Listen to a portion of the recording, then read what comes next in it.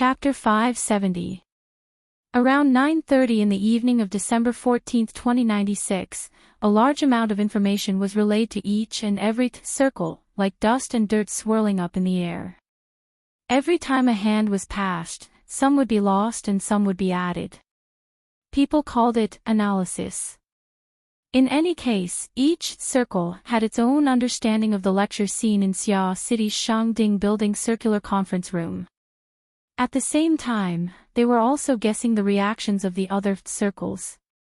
A certain large capital circle with deep blue base as the center was currently carrying out related work. New intelligence was constantly being sent in and categorized into different categories and sent to the various authorities participating in remote meetings for discussion. Sandalwood is calling for a meeting. The scope of the meeting is at the level of the President, Vice President, Secretary General, and Deputy Secretary General. Is it because of the confirmed deaths of missing people? Most likely. Then do you want to lead a wave of momentum? We can't let that plagiarist off easy. The formatting theory kid, who made hundreds of billions of investments vanish in a puff of smoke with just a few words, had already been given a new nickname. But this was far from enough to dispel the hatred in Herman's heart. He urgently wanted to do something, and he really could do something. Those idiots at the lobbying company have to prove the value of their existence. Isn't that Hunter Kim an official member of the association? Sandalwood should at least do something. This idea of driving the tiger to devour the wolf was worth discussing. A few of the participants chatted and began to sort out their connections in the upper echelons of the Ability User Association. However, Wang Ju didn't respond from beginning to end. He stared at Zhang Ji's live broadcast and paid attention to the current focus. After a few seconds, he turned his head and asked, "I remember there was a fund last year that went in this direction. The Abyss area and the Polar region, right?" Bald Jeff admitted, "That's right. It was mainly to follow up on the association's related topics. We have no advantage in this area. Is there a specific conclusion?" Jeff shook his head. "Not yet. There are only phenomena." As he spoke, he brought up the relevant information and organized it a bit before continuing. There are 3 types of phenomena that are more common. First, a cultivation speed increases. When an ability user's consciousness successfully stays in the Abyss area and maintains stability, their cultivation speed will have a relatively obvious increase. Second, space-time distortion. Ability users can jump through the Abyss area and transmit energy information. The specific phenomena are somewhat similar to wormholes, warp travel, and so on. It greatly increases the area of control. The third is the mark engraving. Ability users can leave their own unique imprint in the Abyss area, making it easier to locate and use. As long as the first time is successful, the difficulty of the subsequent attempts will be reduced accordingly. It seems that one can strengthen their connection with this area through training. After saying this, Jeff glanced around at all the investors and continued to pull data. In the inner world, the Abyss area is an extremely important offensive and defensive area for high-level ability users, especially those with mental strength. According to research, about 20% of B-class psychic abilities would be executed through the abyssal zone, and it was often their life-saving measure. Among the psychic superhumans, that proportion rose to 72%.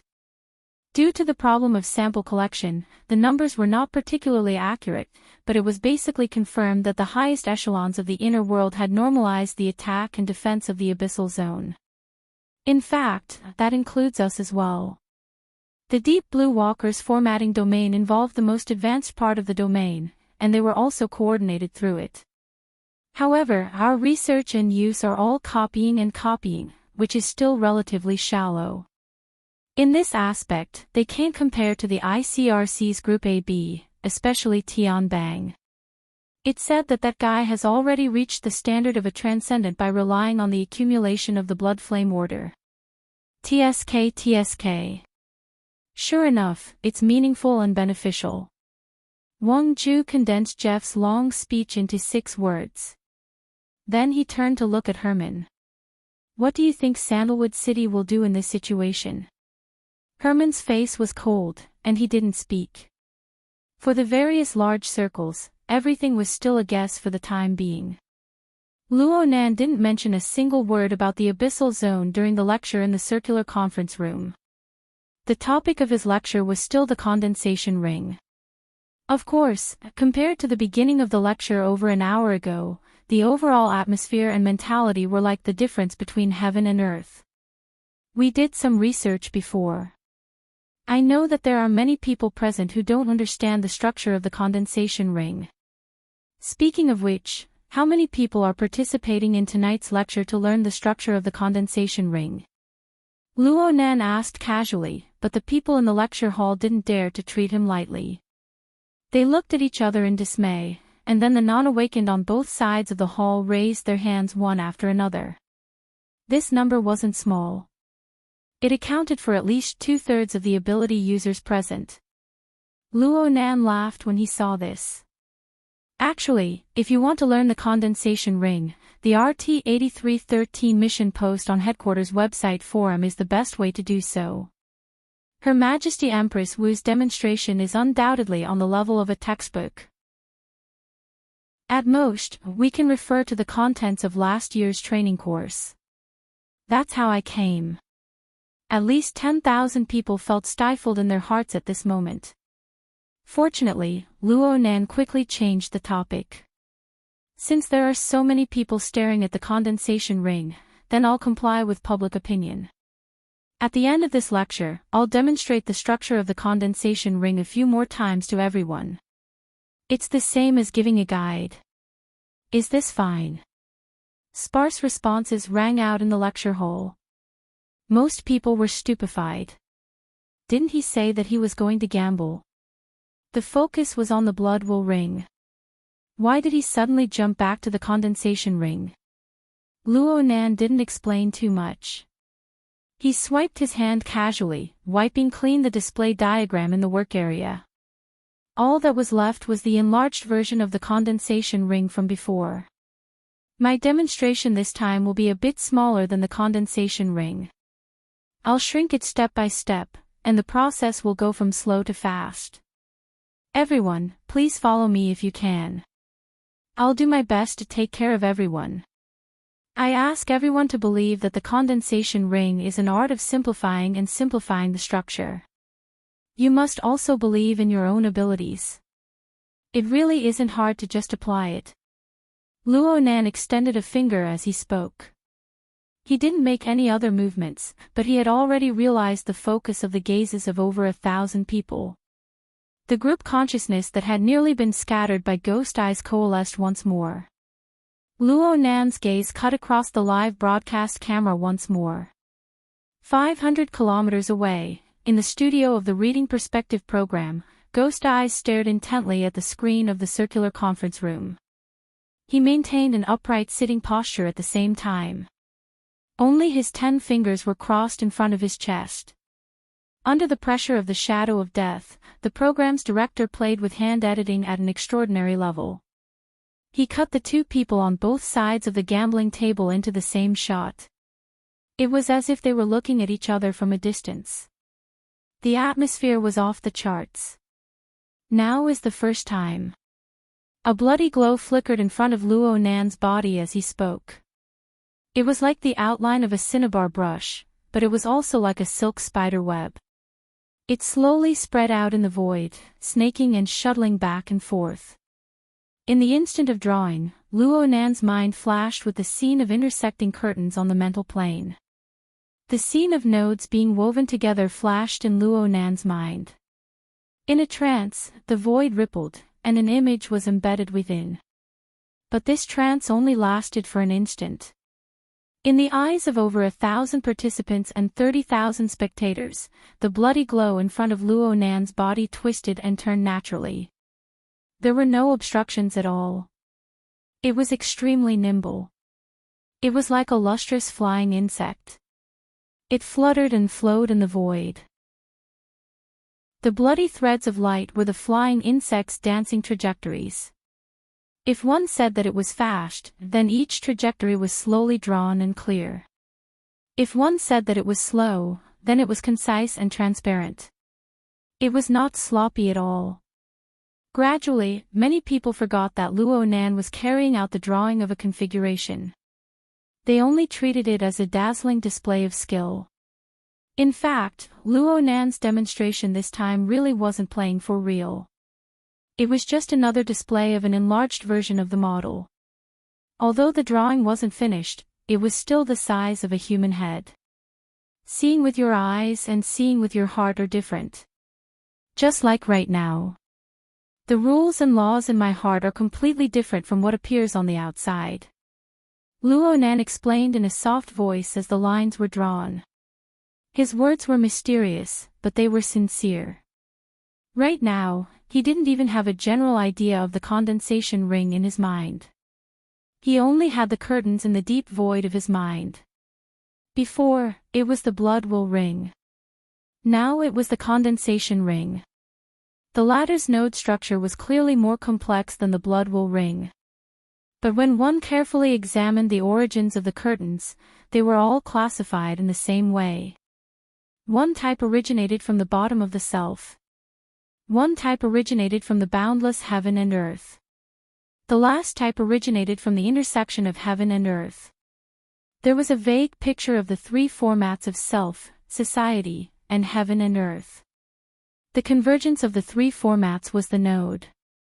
The exhibit, which was as large as a human head, didn't conform to the requirements of the configuration in terms of form.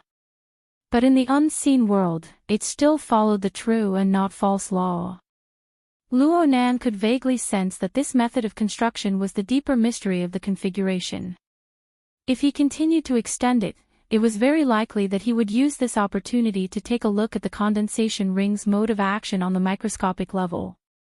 He would use a special method to bypass the limits of his sensory precision and truly understand its essence. Unfortunately, he was still in class right now. He didn't have the energy to delve deeper. He could only do things more clearly and intuitively. Within the deep void of his mind, the node structures of the condensation ring and the blood will ring appeared at the same time. The two configuration nodes converged together according to his will. The two nodes were slightly distorted, but the direction of the origin of the curtains, as well as the mode of construction, always converged together. The principle didn't change. Under the suppression of the solid configuration principle, the two converging nodes maintained stability. They seemed to fuse together, but their layers were distinct. With such a stable configuration principle and foundation, Luo Nan poured his strength layer by layer. It was like a river flowing into a canal. It divided and watered. It seeped into the soil and penetrated the roots. The thickness was all right. In fact, Luo Nan's strength was no more than a primer. As his first demonstration came to an end, the dancing firefly left behind a bright red trajectory that was deeply engraved in the minds of the majority of the participants. It drew out wisps of subtle psychic power, strands after strand, and converged into a stream. There seemed to be a gurgling sound in the air. It was very faint, like an illusion.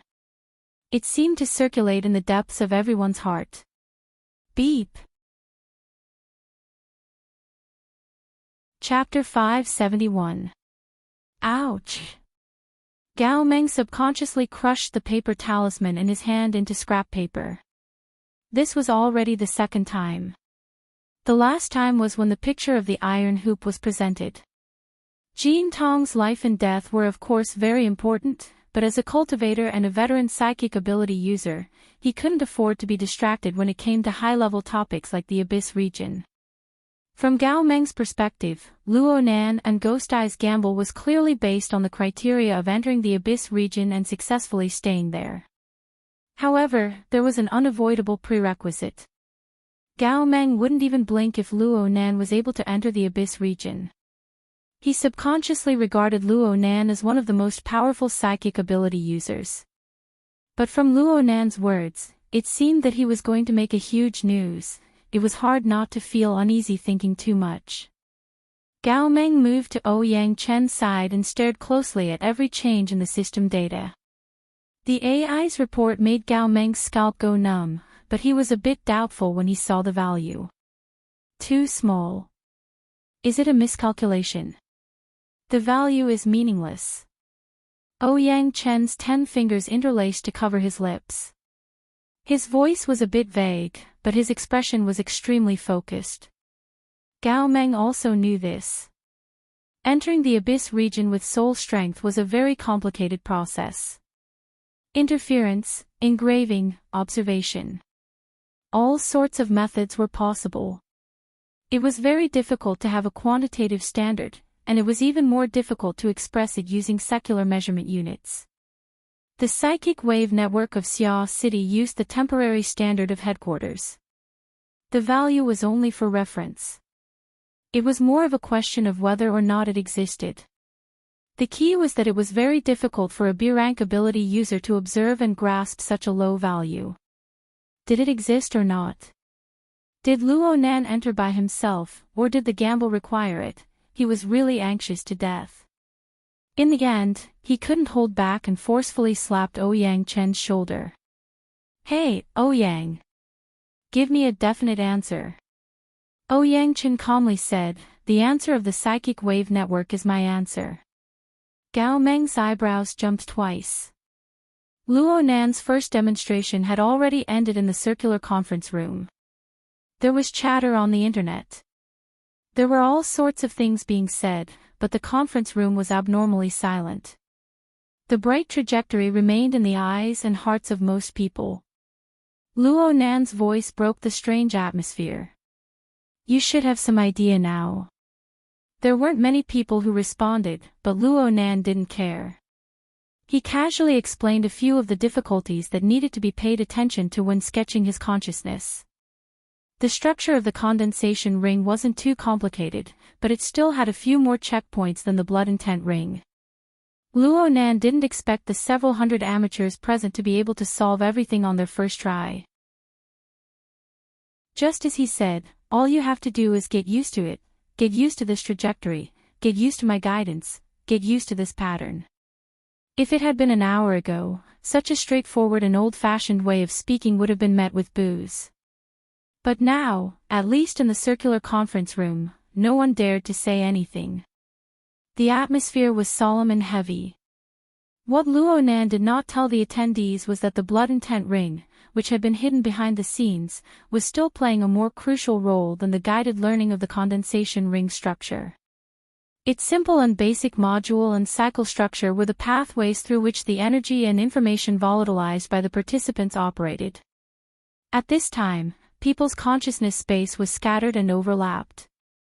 Under the guidance of the module structure, they were arranged neatly and returned to their respective positions. There was overlap and cooperation, but there was very little conflict and internal friction. Luo Nan's blood intent ring structure, consisting of 256 sets and 512 pieces, was the most complex in the entire venue. Right now, he had the authority to lead. He was driving the group consciousness to start at a low gear. He wasn't in a hurry to change gears. Instead, he was accumulating power layer by layer. The attention of nearly 1,500 people present was becoming more and more stable. It was the equivalent of increasing the speed of rotation, maintaining a stable and gentle output. Of course, the condensation ring was the target of concentration. Its function was very important. The two ring-shaped nodes had already been completely docked. The potential development of the interaction between them had just begun. Focus your mind. Let's do it a second time. Luo Nan didn't give the first wave of exhibits too much time to survive. He wiped them away with a casual swipe of his hand, and then he started over again. This time, it was a bit smaller than last time, and the speed was a bit faster. However, not a single person raised the issue of being unable to keep up until the end of this demonstration. Luo Nan was still explaining after the second demonstration was completed. The content of his lecture was the same as the first time, but it was different. There was an emphasis here, and there were hints and explanations for other segments. The attendees present listened attentively. No one felt that Luo Nan was long-winded. They just felt that Luo Nan's every word was able to hit the bottom of their hearts. This really is, Zhang Ji was an awakened after all. Her strength was guaranteed. She had no problems with the relevant understanding. Her thoughts were a bit scattered right now. She had some feelings. She was in the best position. She could see every detail of Luo Nan on the podium in a panoramic manner.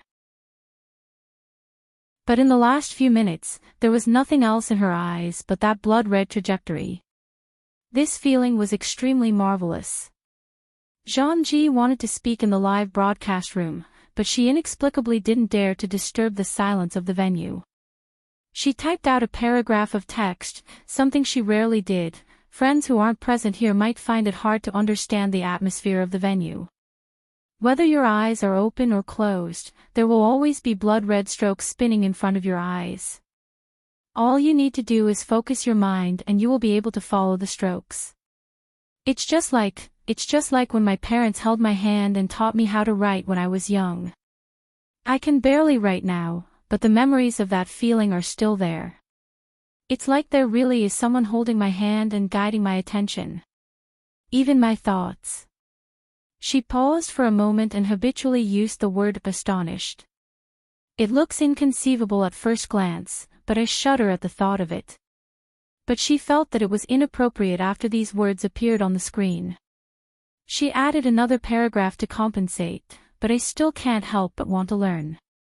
This is because the blood-red trajectory floating in the air is truly exquisite, beautiful, and perfect. It's as if the condensation ring should be like this. Its configuration should be like this.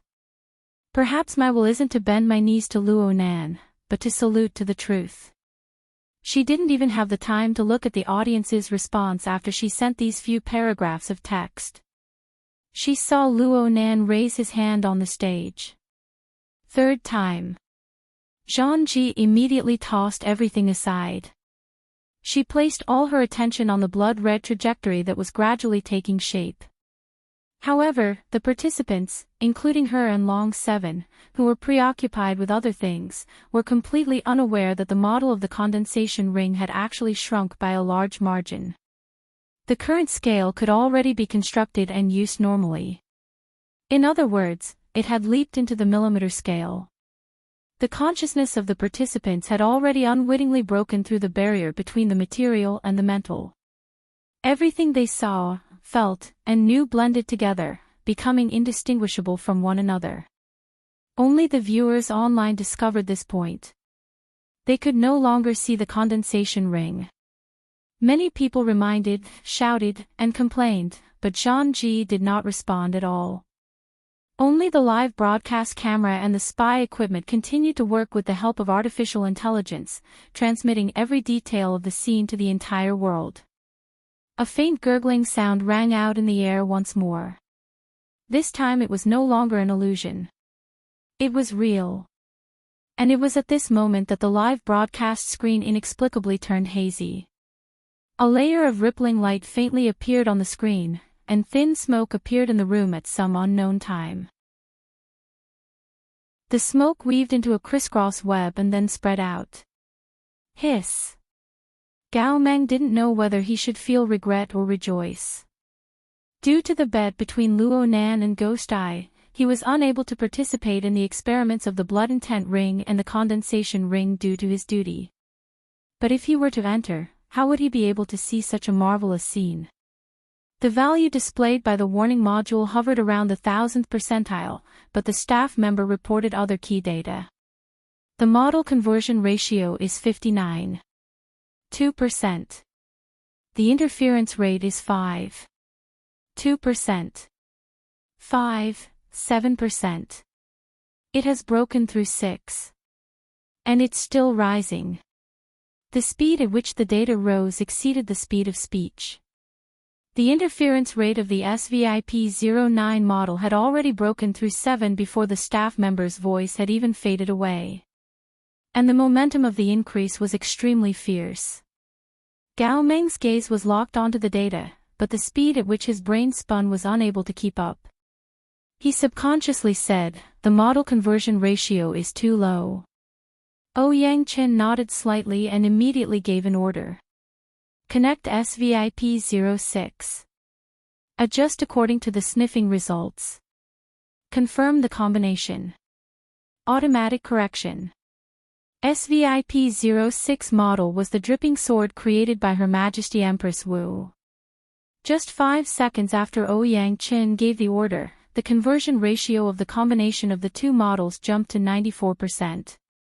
And it was still rising slightly. Looking at the interior of the circular conference room, the water vapor was like a thin mist, but it had a texture that mist did not possess. It undulated in the void like a delicate gauze tent swaying in the wind. It was in contact with everyone in the conference room, but it was also faintly independent, forming its own law. Is this the effect of the condensation ring? Gao Meng felt that it didn't seem like it. But after some thought, he felt that it was very normal. It really is a fusion of two rings. Does this count as SVIP-10?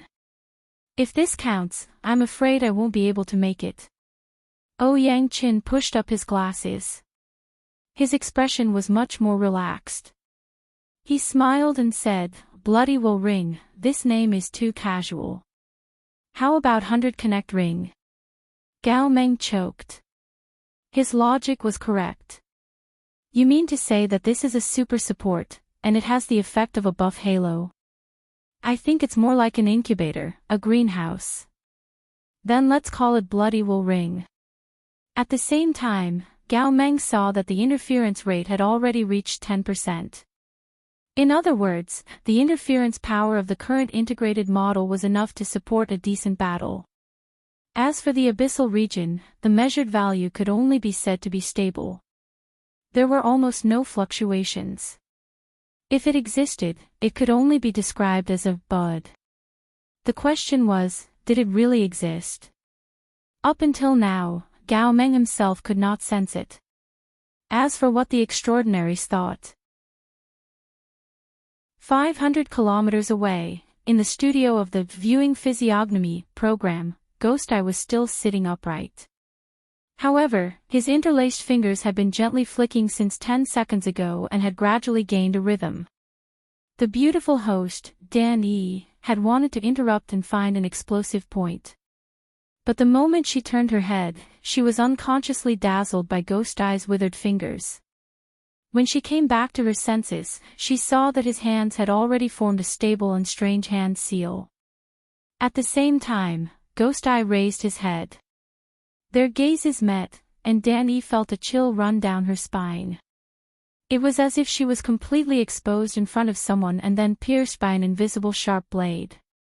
The blade followed along her muscles, blood vessels, and muscles, and was sliced apart. She could hear the sound of a blade slicing through flesh and bone, and also the chirping of ghosts, penetrating her heart and mind. After that, her mind was completely blank. There was only an instinctive shudder and fear that instantly enveloped her entire body. Chapter 572. The alert system of the abyssal region sounded once more. This time, there was no need. Ghost Eye exerted force, and it was as if fireworks had been set off overhead. The ghostly flames flickered and extinguished in the abyssal region. The fear and awe that Dan E suffered was child's play. Even if a mental-type extraordinary exerted force did not interfere with the material plane, the pressure it exerted in the mental domain was enough to affect all ability users in the relevant areas. This included the ordinary people of the secular world who were unaware of it. There was nothing to be done. Even extraordinaries could not treat a distance of 500 kilometers lightly. They had to fully utilize the environment of the abyssal region and forcefully distort space and time in order to effectively touch it. In this way, it was simply an impossible task to perform a technique that did not contain any smoke or fire. At least 100 million people in Xia City will have nightmares tonight. Gao Meng took out a paper talisman and twirled it between his fingers. Under normal circumstances, Xiao City was guarded by two great extraordinaries. Ghost Eye's straightforward and direct attack would have pushed him back into the sea before he could even reach the shore. But Luo Nan had made a bet with someone else. Not to mention Ouyang Qin, even Her Majesty Empress Wu had no reaction. Clearly, they had tacitly agreed. Oh, it wasn't just that. Ouyang Qin gave another order at this time.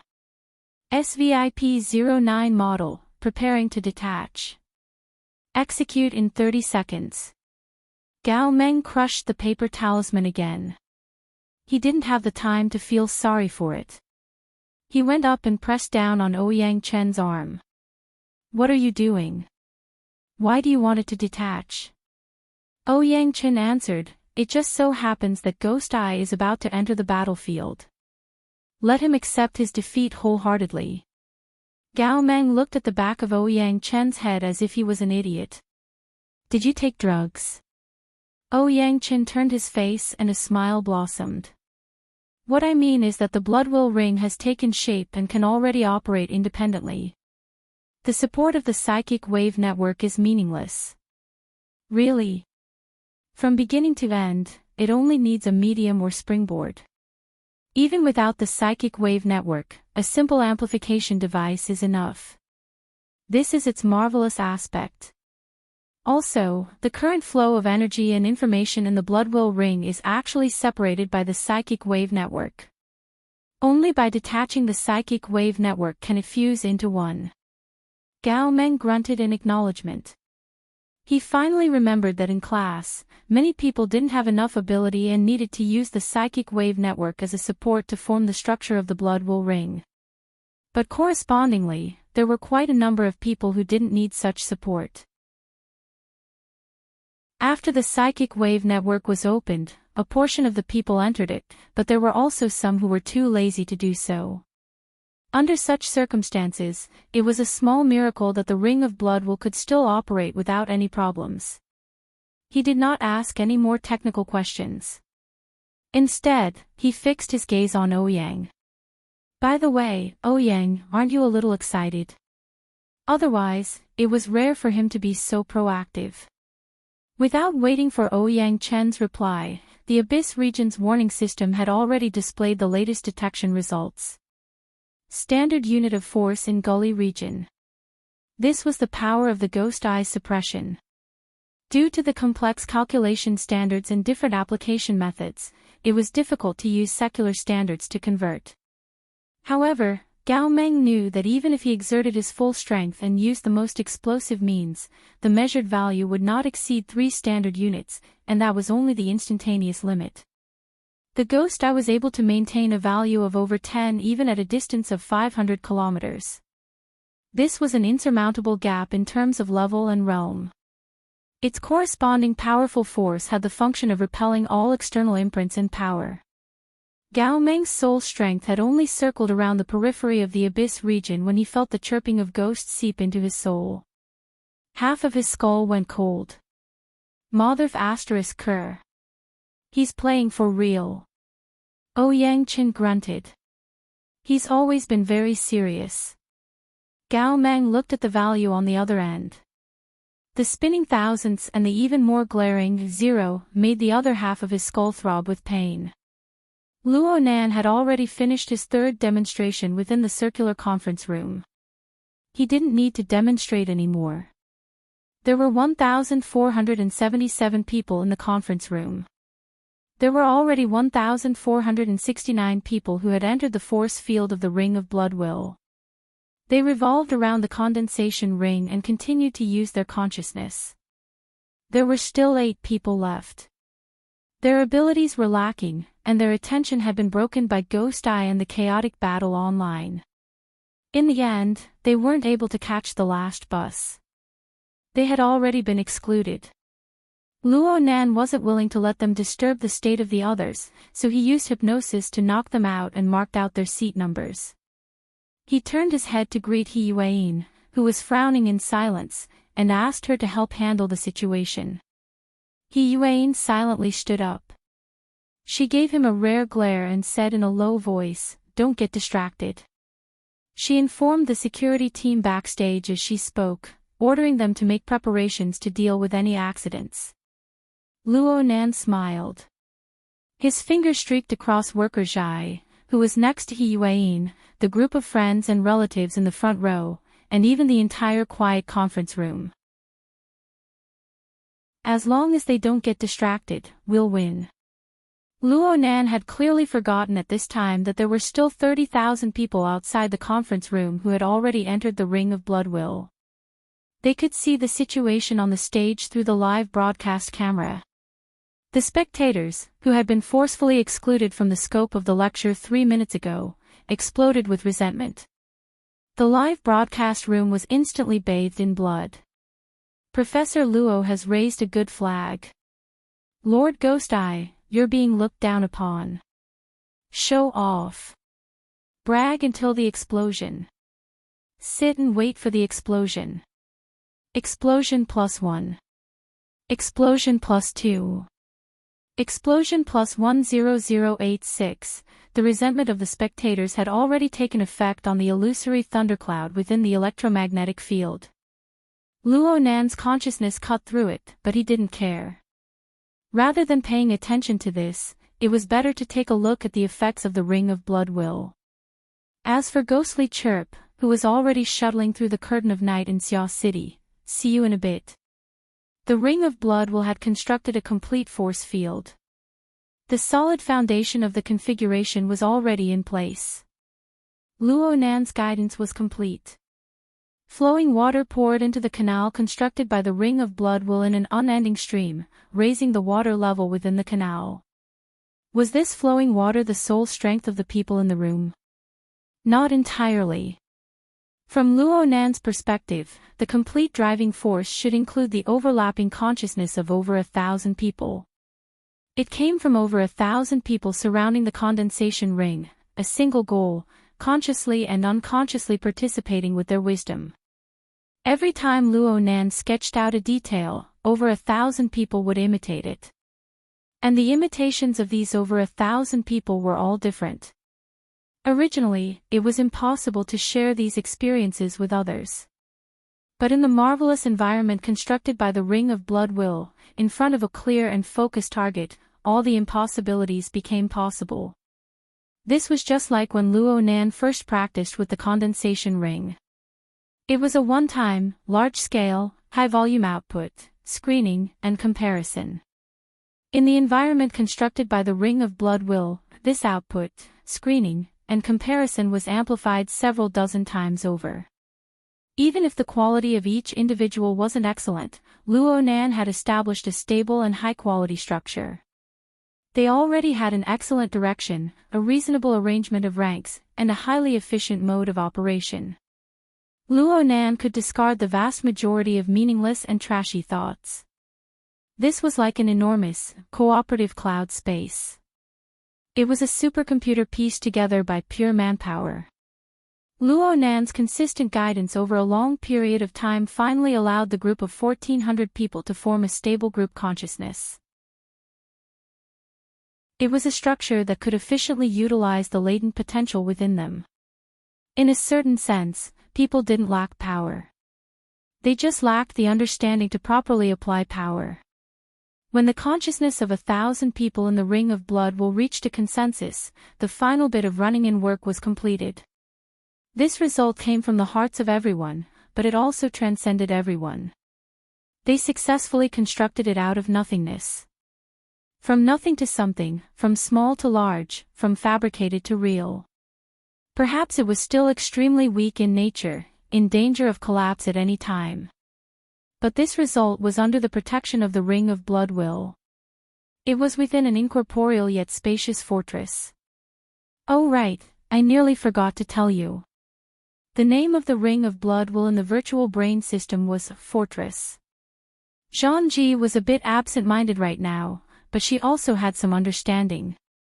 She had once been to the largest and only spaceport in the solar system, Ceres Base. That was the home port of the Space Defense Fleet. It was the largest man-made celestial body ever constructed in the history of humanity. The base could accommodate 20 different types of space shuttles at the same time. There were over 20,000 soldiers stationed there. When she stayed at Ceres base and faced the vast and boundless universe, she could always feel her own weakness and insignificance. She was exceptionally moved and treasured it. Now, she felt like she was once again at Ceres base, facing the dark sky that could devour souls. The man-made fortress was both majestic and small, but it was the source of confidence and the only thing she could rely on. The only difference was that she was no longer a tourist, but an indispensable member of the fortress. She had her own position and her own responsibilities. She was an indispensable part of the fortress operating system. It was at this moment, under the joint efforts of hundreds and thousands of comrades like her, that the cold and lifeless fortress was turned on one after another. The power source, transmission pipes, functional areas, and modules were brightly lit. The fortress came to life. It was like a living body. She could even feel the strong life energy flowing through the blood. She received this energy and injected her own strength into it, forming a perfect conduction that pushed it higher and higher. Finally, the pushing force passed a certain threshold, and the powerful, pushing force acted on it. The current Zhangji instantly returned. She saw her body that was as solid as a statue, and she also saw everyone else who was in the same position as her. Of course, there was also the swirling mist muslin that was floating up and down in a lively manner. Perhaps she was a bit flustered for a moment, but this slight change in her mind was no longer able to resist the powerful driving force. All stray thoughts were annihilated like smoke in a puff of smoke. Only Luo Nan's clear instructions penetrated her heart and entered her brain, forming the only thing she could rely on. Chapter 573. Beep beep beep beep. The early warning system of the Abyss region emitted a sharp and urgent alarm. The distorted lines and colors on the direct view of the force field seemed to have evolved into a storm. Although the Abyss region itself was a never-ending storm tide, the entry of Ghost Eye's extraordinary power brought about an even more chaotic and berserk attack. Yangchen held his chin as he evaluated the destructive power of this storm. He heard someone mumbling behind him. Listening carefully, it sounded like someone was counting 6, 7, 8, 9. What are you doing? It's time. Ghost Eye has already made his move. The standard of 15 seconds can't be wrong. It hasn't started yet. Why hasn't it started yet? The chilly wind is howling in anger. It hasn't blown in yet. Yangchen pulled out the validation standards for the effectiveness of the Abyss region for Gao Meng to see. Although headquarters was often unreliable, the logic of these basic regulations was still relatively strict. The so-called 15 seconds that Gao Meng mentioned and the 60 seconds that Luo Nan had included in the wager were actually a set of standards. It referred to when the power projected into the Abyss region reached or approached one standard unit without any obvious interference and maintained relative stability for 60 seconds. The power maintained relative stability under the battle-level attack for 15 seconds. The lower limit of the force fluctuation was no less than 0.1 standard unit. If this standard was met, then it proved that this person possessed the ability to explore the Abyss region and use it effectively. This person could be ranked among the ranks of first-rate psychic ability users. Of course, Luo Nan wasn't testing Ghost Eye himself. Instead, he was testing Ghost Eye's ability to control people's hearts and gather the power of over 1,000 people to form the Blood Intent Ring. But the principle was the same. Ghost Eye is very restrained right now. Restrained? The hostess over there is so scared she peed her pants. A 500-kilometer attack is considered 1,000 kilometers in ancient times. Even you, Master Gao, would have to burn incense, bathe, and open an altar. At the very least, Ghost Eye hasn't done anything to the Shangding building surroundings. It's a different story if you insist on going there. Hey, where in the world are you from? Yangchen adjusted his glasses and laughed calmly. My heart has always belonged to logic and truth. Before Gao Meng could hammer him, Ouyang Qin raised a finger. What's the value of Luo Nan's work right now? Gao Meng shot a glance. Oh, the 1000th point is 7. Why? According to this standard, Ghost I can choose not to come. Oh. Gao Meng stared blankly for a moment before coming to a realization. As long as Luo Nan's work was unable to reach or approach one standard unit in the Abyss region, then Ghost I could simply ignore it according to the verification standard requirements. Luo Nan's gamble would be lost without a fight. Of course, other than the standard unit itself, the only ambiguous expression in the verification standard was the word close. This was also a manual correction of the ambiguity of the standard unit. Numerically, it was in the range of 0.7 to 1. In the specific implementation process, some parameters could also be adjusted. However, the basic condition for the parameter adjustment was to be able to make contact with the verifier in the Abyss area. In other words, the effect of Luo Nan's work in the Abyss region could be maintained at the level of 0.027 dg as long as he could make contact with the Ghost Eye and let the Ghost Eye confirm its existence. But this way, the difference between 60 seconds and 15 seconds would be blurred. This way, Ghost Eye had a lot of room to maneuver. When faced with this kind of situation, shouldn't that uncouth old man just chuckle and wave his hand in a light and breezy manner? Shouldn't he say, "Well done, well done"? Wouldn't that suffocate the other party to death? But Ghost Eye still came, and he went all out as soon as he came. He displayed a meticulous and earnest energy, and he had an imposing manner that was determined to win. This was a bit too far from his uncouth persona. Gao Meng furrowed his brows in thought. Ouyang Chen's chat time was about to end. He turned his head and continued to dispatch the maintenance team. They carried out a comprehensive and detailed monitoring of this confrontation that had yet to occur. In the end, he said, in this gamble, the time standard is actually meaningless. Whether it's Luo Nan or Ghost Eye, they don't really want to win anything from each other. The so-called extraordinary photograph was just a joke. All they want is a verification. A verification of yes and no, yes and no. Does the blood intent ring exist? Even Gao Meng himself didn't believe these words. Does the new road sign exist? Does the new road sign exist? It was rare for Ouyang Qin to sigh with emotion. Gao Meng suddenly gave him a fierce shove from behind. Look! Look! Look! It's going up! It's going up! Only Luo Nan's work could make Gao Meng react like this. Right now, on the value, the 1000th, which had been fluctuating all this time, showed no signs of stopping. However, the higher percentile began to change as well. It went from 2 to 3 to 4 to 5. It went up all the way.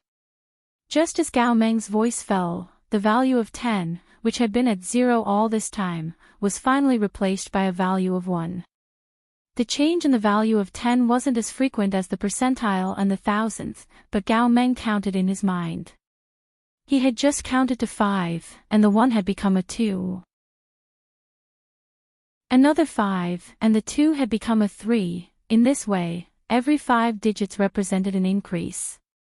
In a short half a minute, the corresponding value had already risen to 0.713. The momentum was strong, and the increase was stable.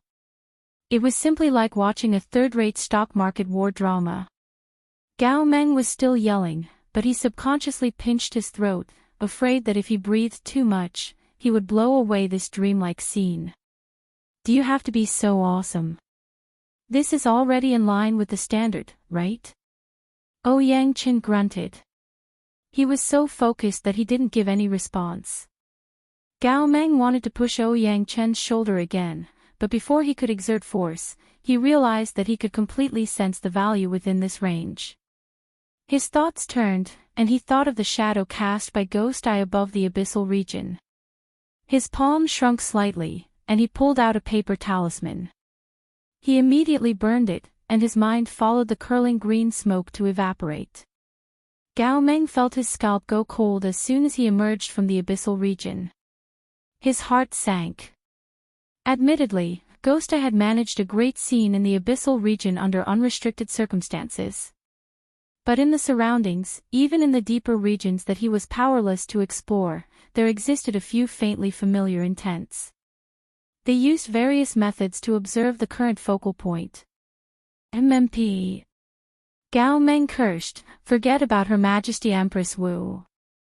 But what's Tian Bang and the others doing? And, there's also Mountain Lord and Star Shaman. They've been eating dust outside the city for quite a few days. They haven't been able to come in for a cup of tea. It's normal for them to be resentful. The two people Ouyang Chen spoke of were the two extraordinaries in the outskirts of Xia City. Their purpose in coming was no different from Jin Tong, who had practically entered the gates of hell. Previously, Xia City had been sealed off at every level, not allowing ability users to enter. They were afraid of Ouyang Chen and Her Majesty Empress Wu. They didn't want to immediately shed all pretenses of cordiality, so they didn't do anything. But now that Luo Nan and Ghosta were making a bet, Xia City had opened its mouth. They came in with a face full of saliva. This could be considered as hitting the edge. This isn't fair. Gao Meng fiercely hammered Ouyang Chen's shoulder as if he was hammering the table in protest. You extraordinaries are playing basketball in the abyssal region. Have you ever thought about Luo Nan's feelings? Ouyang Chen shrugged. Right now, the upward curve of the blood intent ring is clear. It doesn't show any signs of weakening. The construction of the laws should be extremely stable. Right now, it's in a high-speed growth period of the formation of the mark. How beautiful. Hey! This is a true architect of the abyssal region. He has constructed his own work in the abyssal region.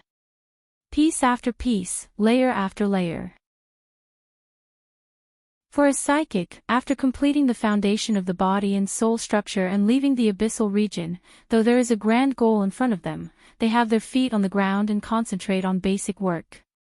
Cough. Ouyang, you've said these words too many times in the past. But there are far too few good examples. Right now, this is probably the best example. Ouyang Chen continued to cross his fingers and support his chin. He focused on watching the numerical changes in the projected work area, as well as the visual rendering of the force field. It was like he was watching an incomparable masterpiece, the live drawing process. Luo Nan didn't have the self-awareness of drawing a masterpiece. He felt that he was more like a rookie ship captain, leading a group of rookie soldiers into the deep space of the universe where danger lurked on every side. However, this analogy wasn't accurate. Using another inaccurate analogy to describe it, when a space fortress was activated, what appeared on the outside was not a shift in space. Instead, it was a kind of transition in the energy level. There was no process of going up into the heavens or down into the sea. There was just a transition in the energy level. From the colorful and bewildering turbid flow of the mental to the mysterious and unpredictable location of the abyssal region. Then what bombarded the group consciousness of over 1,000 people within the fortress was the endless energy storm within the abyssal region. Luo Nan rarely entered the abyssal region in the past. On one hand, it was because his starting point was too high. The human-faced arachnid brought him to the deepest and highest place the moment he made contact with the mental plane. He was practically above everyone else. On the other hand, it was because the abyssal region gave him an overly chaotic feeling. It was restless all the time. From the perspective of the curtain at first, this was the area where the curtain twisted the most intensely. But from a more comprehensive perspective now, this was simply a storm maze that could tear a person to shreds at any time. Luo Nan relied on pure observation to make a living in the past. He had nothing better to do, so he went here to torment himself. But as his understanding continued to deepen and his cultivation continued to grow, he came to a deeper understanding. Even though the abyssal region was chaotic, it also contained inconceivable resources. It was just like how the deep sea was dangerous, but it also contained rich mineral deposits. Even though the deep space was deathly still, it was filled with even purer energy. For ability users, especially mental ability users, the environment they normally lived in was 1 and 2 was 2. It was very difficult to create miracles. But the abyssal region was different. This place was an extremely dangerous treasure trove that contained miracles. For the sake of improving their cultivation, increasing their realm, and accumulating capital, they thought of every method possible in hopes of breaking through the barrier of the mental plane. They entered this place and gambled with their lives. Chapter 574. The force field of the Ring of Bloodwool lingered in the abyss area, as weak as a sprout that had just broken through the soil.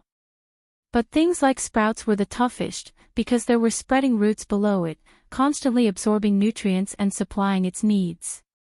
The interweaving of spiritual light and wisdom of thousands of people, as well as the infusing of life energy from time to time, was enough to last for a while under the premise that it was used effectively. Moreover, the external environment of this sprout was admittedly still a raging storm, but at the same time, there was also a surge of energy that was as pure as sunlight. The method was a little violent, but it was good that he could absorb it. The structure of the Ring of Blood will ensure the basic efficiency of absorption and maintain the balance of the supply of nutrients from top to bottom. This process had already begun long before Luo Nan and Ghost Eye made their bet. It had already begun when the Ring of Blood intent was first constructed. It was just that Luo Nan had been the one to protect and maintain it at the time. It couldn't be considered self-sufficient. Only when the 1,469 people entered the circular conference room and became the recruits that supported the operation of the fortress did this sprout truly take shape. And under Luo Nan's clear goals and strategies, the sprout wasn't prepared to immediately become a towering tree after it took shape. It just built a foundation bit by bit, strengthened its roots, and used a steady and conservative method to gradually deepen its imprint in the abyssal region, expanding its domain. In this way, no matter how much the storm in the abyss region raged, it could no longer be destroyed under normal conditions. A simple and clear mark was engraved on it and gradually deepened. Unfortunately, within the space fortress that Luo Nan commanded and controlled, the only one who could truly experience the beauty of this balance of violence and gentleness was him, the captain. The remaining rookies did not have the ability to pull their consciousness out of the cloud space formed by the Ring of Blood and Will. They still needed to familiarize themselves with the new environment, the new pressure, and the new functional conditions. Luo Nan was responsible for giving them directions and cutting down some unnecessary branches. Oh, forgive him for coming to a conclusion a little too soon. Inside the force field of the Ring of Blood Will, a few hazy consciousnesses were like early maturing silkworms, nurturing or awakening spiritual lights in the chaos. Even if it hadn't broken out of its chrysalis and become a butterfly, it would only be a matter of a few rounds of stimulation. Which of them had extraordinary aptitudes? Or was it because of the Ring of Blood Will? Or could it be that he, as a teacher who was forcing a duck onto a perch, had an outstanding teaching effect? Luo Nan walked a few steps on the podium before suddenly laughing out loud. Just as his smile blossomed, the air flow outside the building suddenly became intense. Together with tiny water droplets, they hit the windows and the walls, forming a restless note. It was as if a ghost hiding in the night was pounding on the door. Now that the demon eye had arrived, the storm in the real world was only a greeting. The energy flow in the abyss region instantly became 10 times more restless. This was the prelude to the true attack. An extraordinary might not be able to do as he pleased in the abyss region, but his attack power against specific areas and targets was absolutely formidable. For example, Ghost Eye's attack was only aimed at the force field of the Ring of Blood in the abyss region. The job of destroying the tender sprouts? Obviously not. As an experienced transcendent, Ghost Eye's methods were both experienced and direct. As the energy flow of the abyss region bombarded the force field of the ring of blood will, there was an even more incorporeal yet profound power. It was like a chilly wind blowing from a crack. It penetrated in from every direction, every angle, and every level in an attempt to directly attack the roots. According to Luo Nan's cage theory, Ghost Eye was using the power of the abyss region to invade the space of consciousness of Luo Nan and the others. He was taking advantage of the situation to break through the barrier between the mental and material planes, digging the soil and digging the roots. This was an open and above-board attack without holding anything back. It was undoubtedly a method of the extraordinary level. However, Ghost Eye's methods were ultimately unable to touch the upper limits of the Ring of Blood Will's defensive power. From Luo Nan's perspective, the node of the fusion of the two rings had already taken shape within the mental deep space. It was constantly perfecting itself under the new environment, under the self-conscious correction of the cloud space. In contrast, Ghost Eye's extraordinary power was already an arrow at the end of its flight after crossing 500 kilometers. The projection of the node above the open sea had already shown clear deformations. Even though Ghost Eye was very experienced in making corrections, even going so far as to stimulate the fear in the subconscious minds of the residents of Xia City to form a beneficial environment, Ghost Eye was unable to completely make up for the attenuation brought about by the spatial barrier. As for Ghost Eye's method of digging the roots, the essence of the Ring of Blood Will's function was that of a fortress. Its defensive power was top-notch, and it didn't give any flaws or opportunities to take advantage of. Luo Nan's defense was impenetrable in this confrontation of pure structural laws. Unless Ghost Eye was willing to give up his skin and ruthlessly deal a killing blow, he would be able to wipe out nearly 1,500 Xia City ability users in one fell swoop. President Ouyang and Her Majesty Empress Wu would really knock Ghost Eye to the bottom of the sea. Luo Nan was still pacing back and forth on the podium. The circular conference room was still silent and quiet. Only the floating shisha muslin in the air could be heard. Some areas had disintegrated, and this was the final result of Ghost Eye's first wave of attack. He Yueyin had already finished dealing with the eliminated students by now. She walked back to the podium and locked gazes with Luo Nan. Luo Nan smiled at her. Speaking of which, the abyss region is quite close to us. He Yueyin was already used to Luo Nan's train of thought that casually jumped out from the heavens. She didn't respond. Her gaze swept over Luo Nan's body, then she looked at the surrounding area.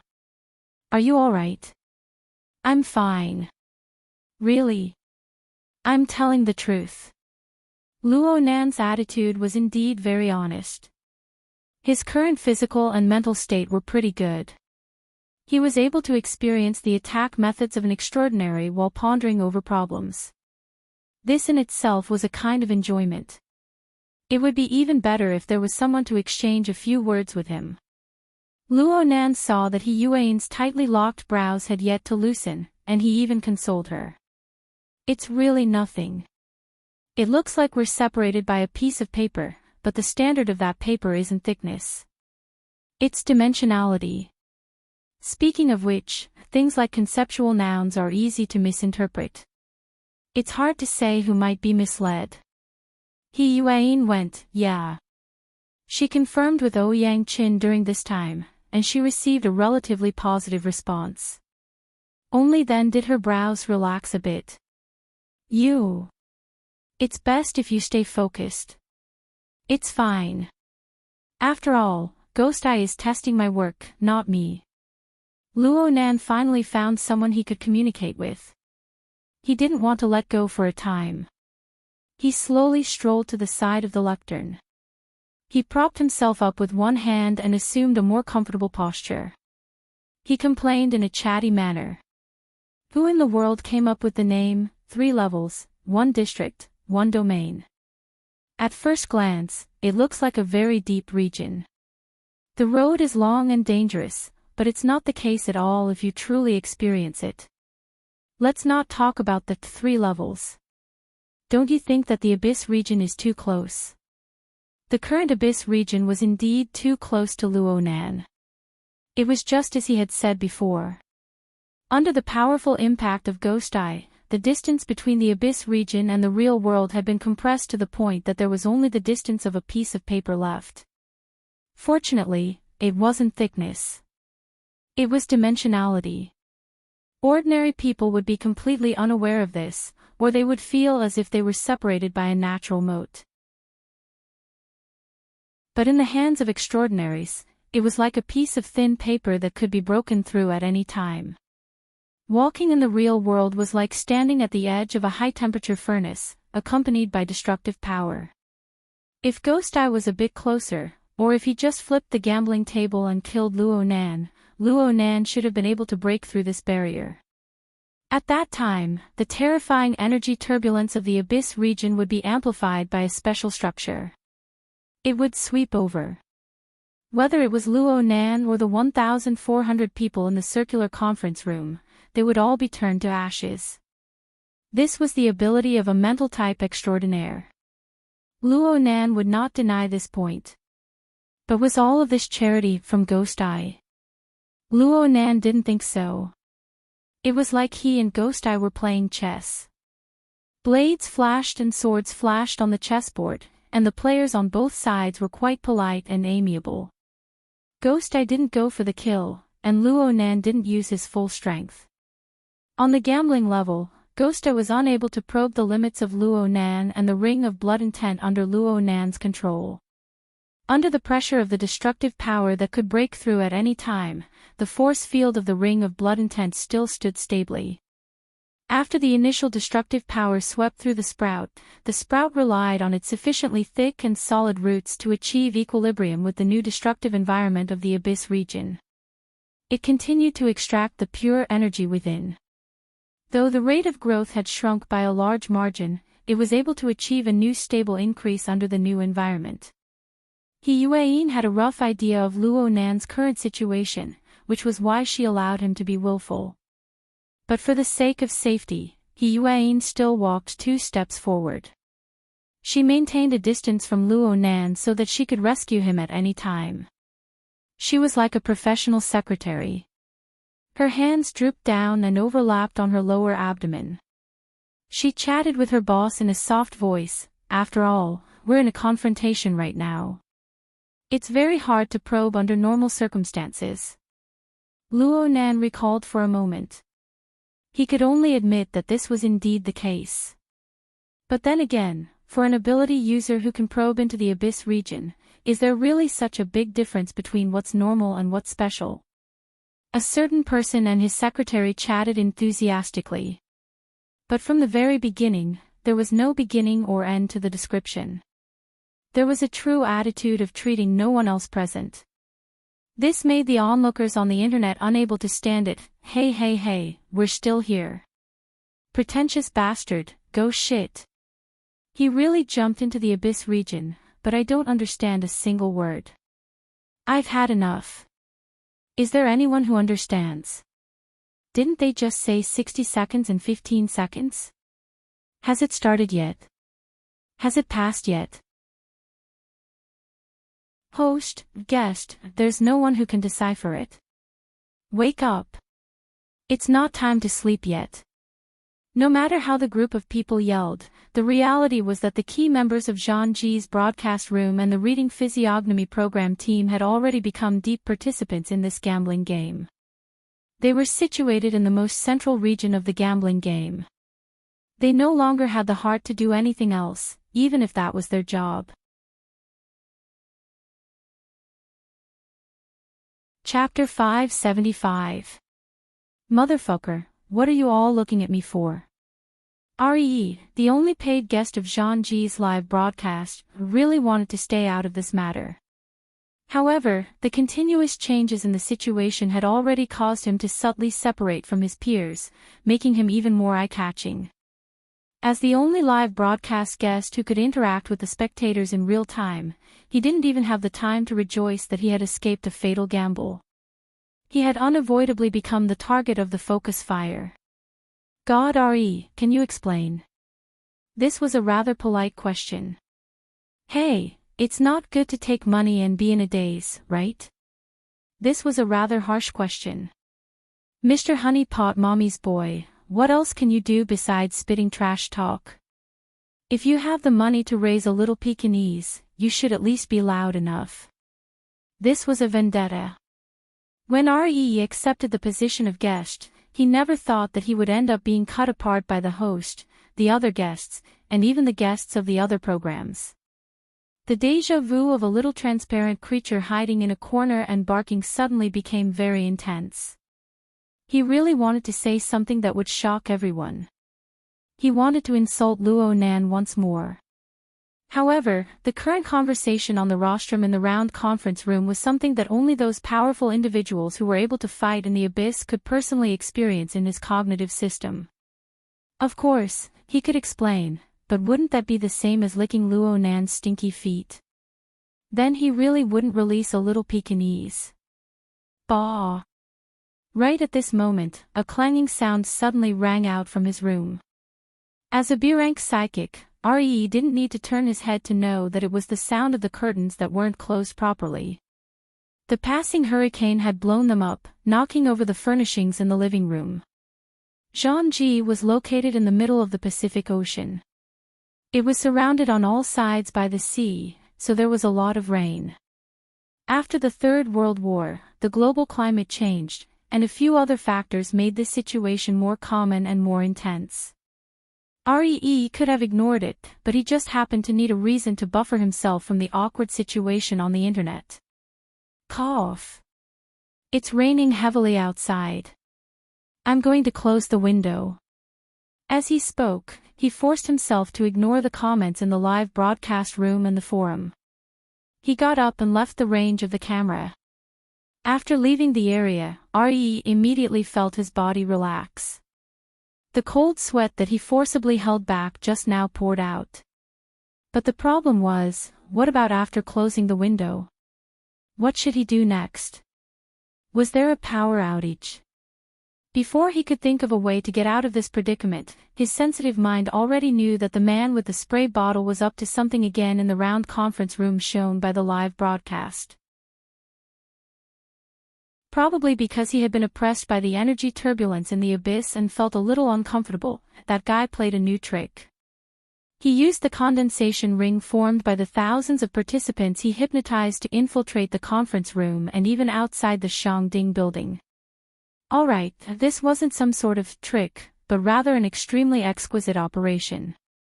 It was similar to replacing a peach tree with a peach tree, but it was also like defending against an enemy outside of the country.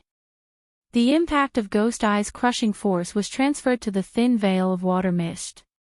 There was an additional buffer zone, and there was also too much space for subsequent operations. REE was in the living room, staring blankly at the curtains that were fluttering in the wind. She was not in the mood to clean up the messy living room. In fact, this kind of thing was naturally handled by the AI butler. It was not up to him.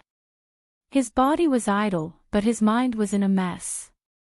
REE was also a grade B expert and had a good teacher.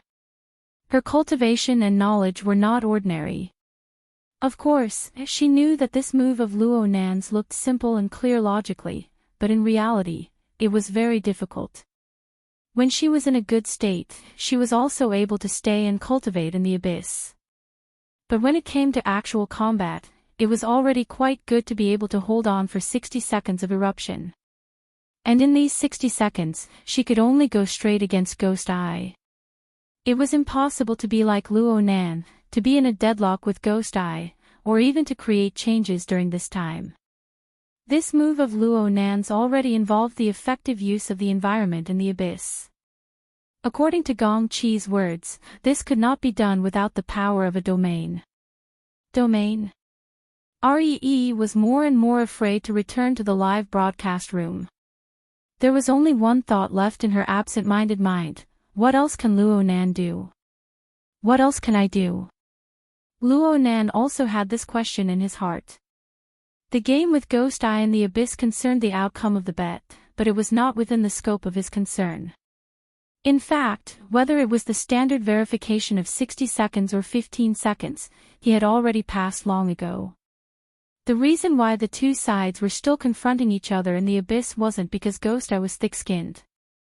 It was because Luo Nan was shameless.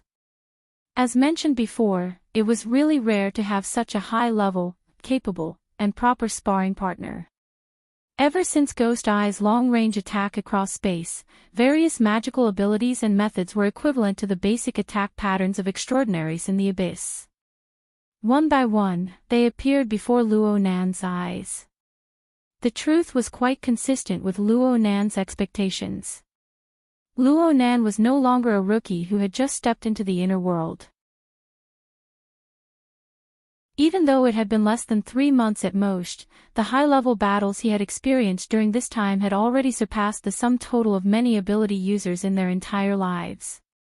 The logic world of Frost River reality, the planar crossbow of Ku Wang's communication, and the direct assassination of Jin Tong in the Outer Sea. There were as many as 3 confrontations that extraordinaries had directly participated in. In particular, he himself was sinking deeper and deeper. Whether active or passive, he had accumulated a wealth of precious experience. He had a clear reference. In addition, he could see the entire picture of the abyss and the polar regions. He could also see the rules of the twisting curtains.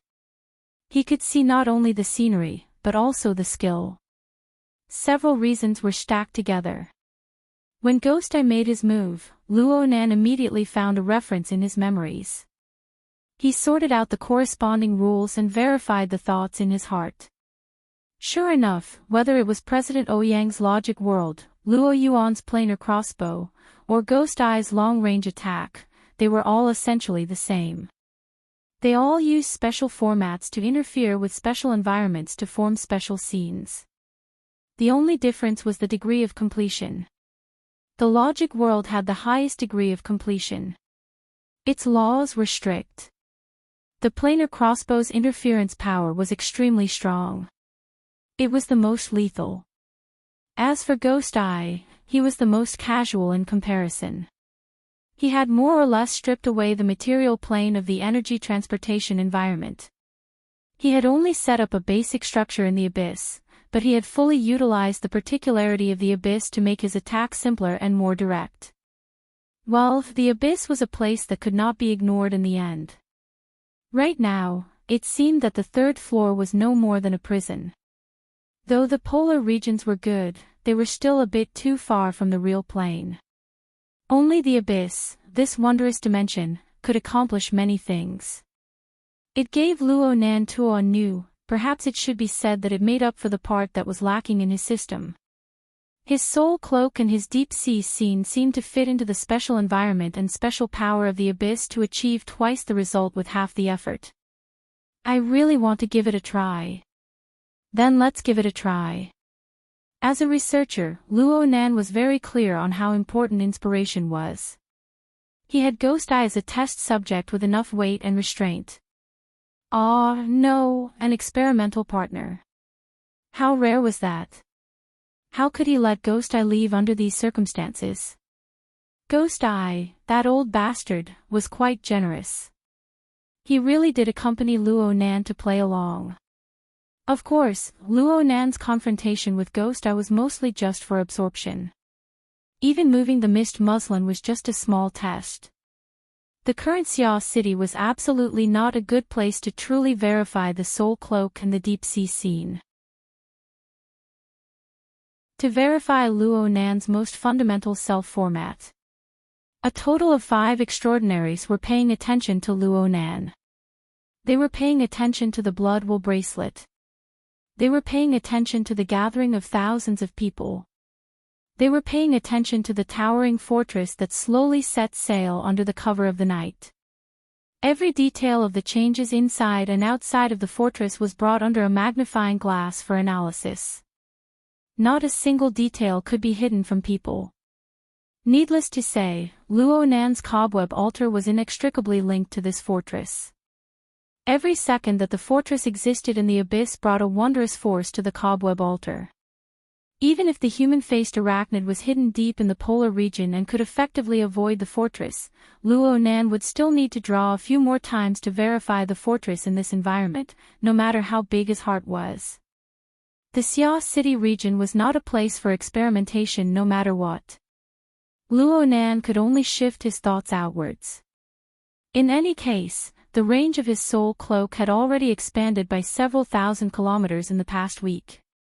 He could not do it in Xia City, but he could do it in the boundless wastelands and the ocean. Luo Nan would not let go of this learning and verification process. He slowly exhaled.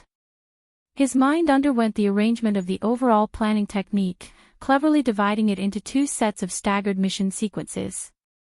One was in Xia City, absorbing nourishment like a thirst. The other was in the distant Pacific Ocean, learning and practicing on the spot. He was a beginner. There were successes and failures, but his capital was robust. His train of thought was correct. Luo Nan could afford to wait. He could afford to play. He could afford to train. He could afford to do several rounds of verification. Even though his mental exhaustion was quite large, he still gradually brought out the rules and regulations. He had not spoken for several minutes already. The tens of thousands of spectators, including He Yuan at his side, all thought that he was doing his best to fight Ghost Eye in the abyss. They were completely unaware that half of his energy had already been divided 7,000 kilometers away. He was tossing and turning in the Pacific Ocean where mutants wreaked havoc. Luo Nan could not avoid adapting to this marvelous method of use while he was verifying and practicing. Unlike the monotonous cloud world where reality and illusion were indistinguishable, Luo Nan's consciousness wandered the earth. The first thing he sensed was a natural scene that was much more colorful. Other things aside, he sensed the state of light and darkness in different time zones at the same time. He was presented with an inconceivable macroscopic perspective.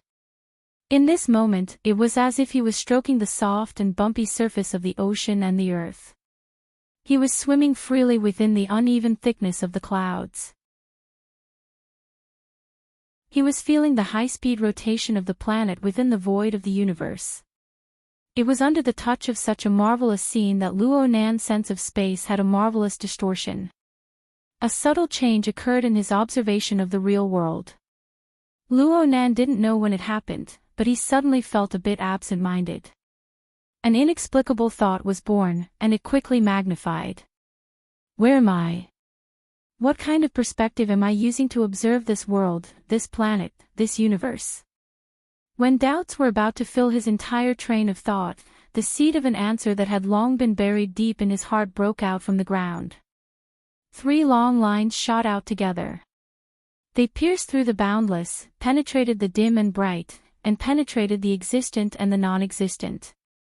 They constructed a classical Cartesian coordinate system, locking Luo Nan himself at the origin. He was at a loss. He was cold. He was here, but he had nowhere to rely on. It was as if he was isolated from the world.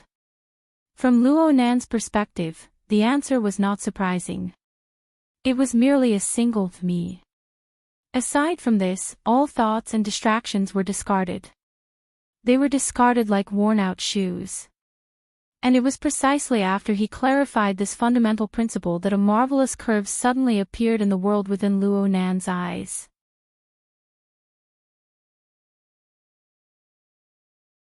Chapter 576.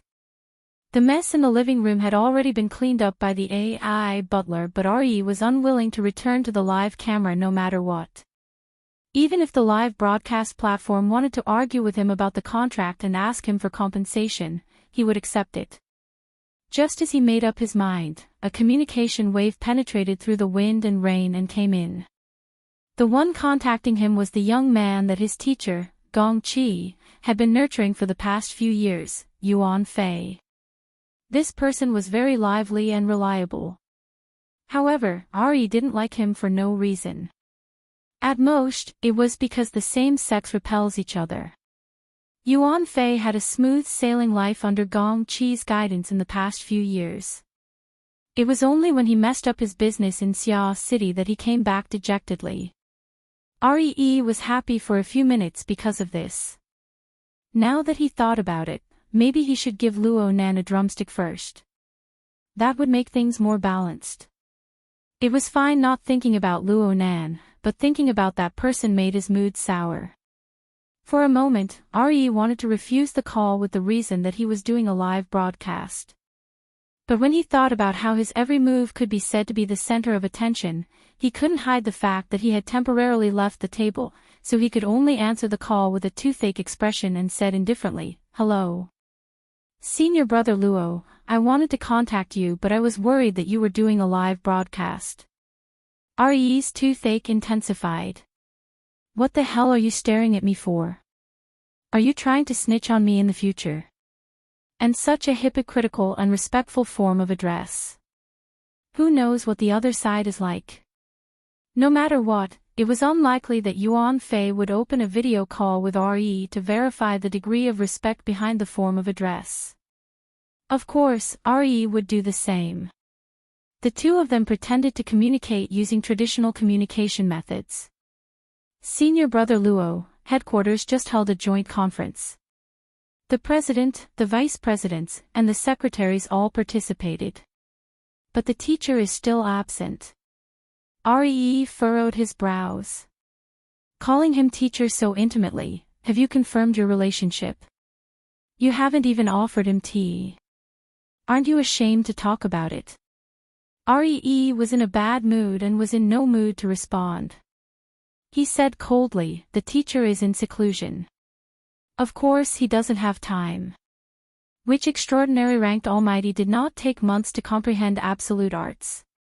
He has to leave seclusion after a meeting. What can he do in the end? But this involves Xia City's latest stance. I heard that someone has already proposed to ease the relationship with Xia City. A joint development or something. Once that happens, it will be difficult to make changes. Teacher, Ree's chest tightened when she heard that. The photo of Jean Tong's headband was still going viral on the internet. Could the people from headquarters stop their greed for money? Even if you want money, you need to be alive to spend it, right? Looking at it from another perspective, the reason why a bunch of old fogies with their necks buried in the soil were working so hard was most likely because they wanted to extend their life with money to spend a little longer. A breakthrough cultivation theory did indeed have the opportunity to achieve this. That was what he thought, but he would never agree with Yuan Fei's words. He immediately put on the airs of a senior brother and scolded, "You've been working in the association for a long time, and you even have a position. Why are you spreading rumors? What does the association want to do? What does the teacher want to do? Do we need you to report it? You should learn from me and go into seclusion for a few more days. Cultivating and comprehending is the right thing to do." It felt much better to have someone to vent his anger on. No matter how scheming and shrewd Yuan Fei was, he couldn't calm down for a while after being forcefully rebutted by Ree. He stiffly replied, "Senior brother, I'm busy with a live broadcast. I won't disturb you any longer." Then he hung up. The relationship between the two sides would most likely be frozen for a period of time. Ree didn't really care. He had his family backing him. His starting point, achievements, and background, including his relationship with his teacher, Gong Qi, and their mutual interests, all of them crushed Yuan Fei. Yuan Fei only had a slight advantage in age and a bit of potential that hadn't been realized yet. If they really clashed, Yuan Fei wouldn't amount to shit. But some people had some words that only disturbed people's hearts. Yuan Fei's reminder caused Ree's train of thought to deviate a bit. He vaguely knew why his teacher had to go into seclusion. Some time ago, he had been ordered to hire professionals to search for the location of Snake Tongue's true body. It seemed that his teacher had set up a trap on Snake Tongue's missing soul body. He could retrieve the face he lost in Xia City. However, Snake Tongue was cunning and intelligent. She was also cautious and cautious. She had hidden her true body extremely well. He hadn't completed his task. He was originally worried that he would be reprimanded, but he didn't expect that there would be no follow-up. It seemed that Gong Chi had really gone into seclusion. He hadn't replied for a month. He had even gone to the point of fasting. Only the nourishment cabin responsible for maintaining his life was still operating. Ree was actually a bit worried. After all, Gong Chi had turned his seclusion, which was supposed to be a cover, into a real one. He had turned important matters that involved his face and personal interests into a fake one. It was quite inconsistent with his usual meticulous planning to the point of being cruel and ruthless. He felt that he had encountered some unexpected situation.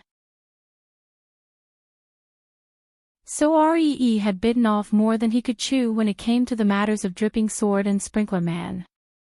He had even continued to expand his influence.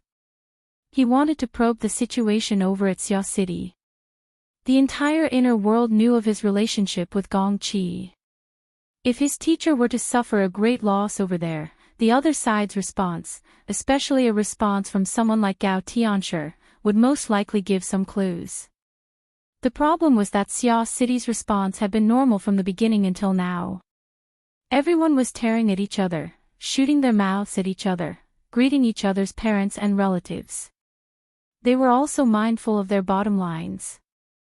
They wouldn't truly provoke trouble on the level of extraordinaries. Everything was far too normal. In addition, Gong Chi's near-invincible extraordinariness had brought about far too much inertia. It was to the extent that Ree had gradually forgotten his original intentions. He had sunk deep into his favorite profession of shooting his mouth off and spitting his mouth until now. A person's thoughts were always strung together. The previously forgotten links were only temporarily buried by the dust and sand of emotions. Now Luo Nan had shaken the world with his heaven-bestowed talent and grandeur. He had taken out the picture of the golden copper headband and other stimulating information to show how extraordinary he was. He had contended with Ghost Eye in the Abyss region. He was calm and unruffled, skillful and at ease.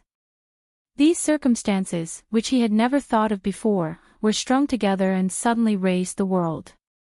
Of course, this included Ree's own assessment of Luo Nan's status and ability. Some plots that he would never have thought of before were picked up one after another by the thoughts that blew away the dust and sand. They were like an iron chain that coldly stretched across the front, reminding Ree of its existence. Motherf ****. Could it be that teacher really was tripped by a horse-tripping rope? Ree still didn't think of the worst-case scenario. After all, the data from the life support system wouldn't lie. But he couldn't help but shiver in his heart when he thought of Gong Chi gnashing his teeth in frustration and helplessness. Oh, he was thinking too much, right? What if he wasn't? Ree couldn't stay any longer. If it really was a horse-tripping rope situation, then Gong Chi's suffering a great loss was secondary. His closed-door training caused him to be cut off from information and then hit the wall again.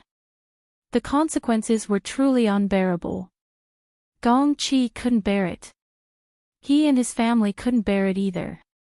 The more he thought about it, the more he felt uncomfortable. Ree subconsciously reached out his hand and touched the emergency communication device he carried with him.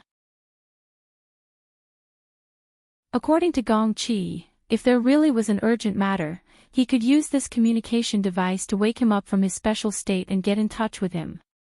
It wasn't that Ree had never done this before, but he couldn't find a reason to do so. Now that Jin Tong was killed, the cage theory was born, and even the Abyss district wasn't stable. All of this came from that damned Luo Nan. This should be an urgent matter.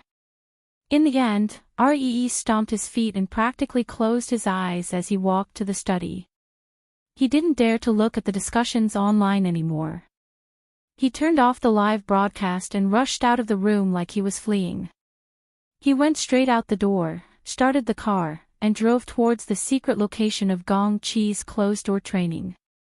Emergency communication could be done over a long distance, but some words and some things were better said face to face. This was a matter of attitude. It was 4 or 5 in the morning in Chan City right now. Due to the hurricane passing through, it was raining cats and dogs. It could be said that one couldn't even see their fingers in front of them. RE wasn't in the mood to play the midnight card game. He went straight into autopilot mode. The headlights tore through the darkness on the road as he advanced at high speed along the magnetic track. But this way, the 10 or 20 minutes on the road would be very hard to endure. Did he want to listen to some boring news like Guala rapidly upgraded to a Category 3 hurricane? Suspected to be influenced by factors other than meteorological conditions. So even though Ari screamed madly in his heart, "I don't want to see it," his fingers still opened up the audio and video system honestly. He connected to the live broadcast platform and watched the latest news from the circular conference room in Seoul City. Of course, the bullet screen and whatnot were all blocked. Then RE saw Luo Nan on the podium. His eyes were half closed, and his eyelids were slightly trembling. This scene wasn't much different from before. It was just that he was a bit more focused. But it was strange. The instant RE cast his gaze on the podium, Luo Nan also opened his eyes. His gaze was focused on the camera. It was more like he was aiming at RE's eyes. RE's heart thumped. An inexplicable cold current gushed out along with the blood pumped out from his heart. It soaked half of his chest in a cold and soaked sensation. There was also a prickling sensation of being ground by coarse sand. What's going on? Has his fear of Luo Nan reached this level? The car speeding through the wind and rain wasn't affected by RE's mood. It continued to drive strictly according to the established route. The AI butler followed its preset priorities and played the information that was currently most worthy of its owner's attention. It just so happened that it was news related to Hurricane Guala. The relevant situation was updated. Guala is predicted to make landfall on the west coast of Nadu Island in 20 minutes. The maximum wind speed at the center is currently 197 km per hour. The giant waves in the early stages are likely to bring along a Class C surge.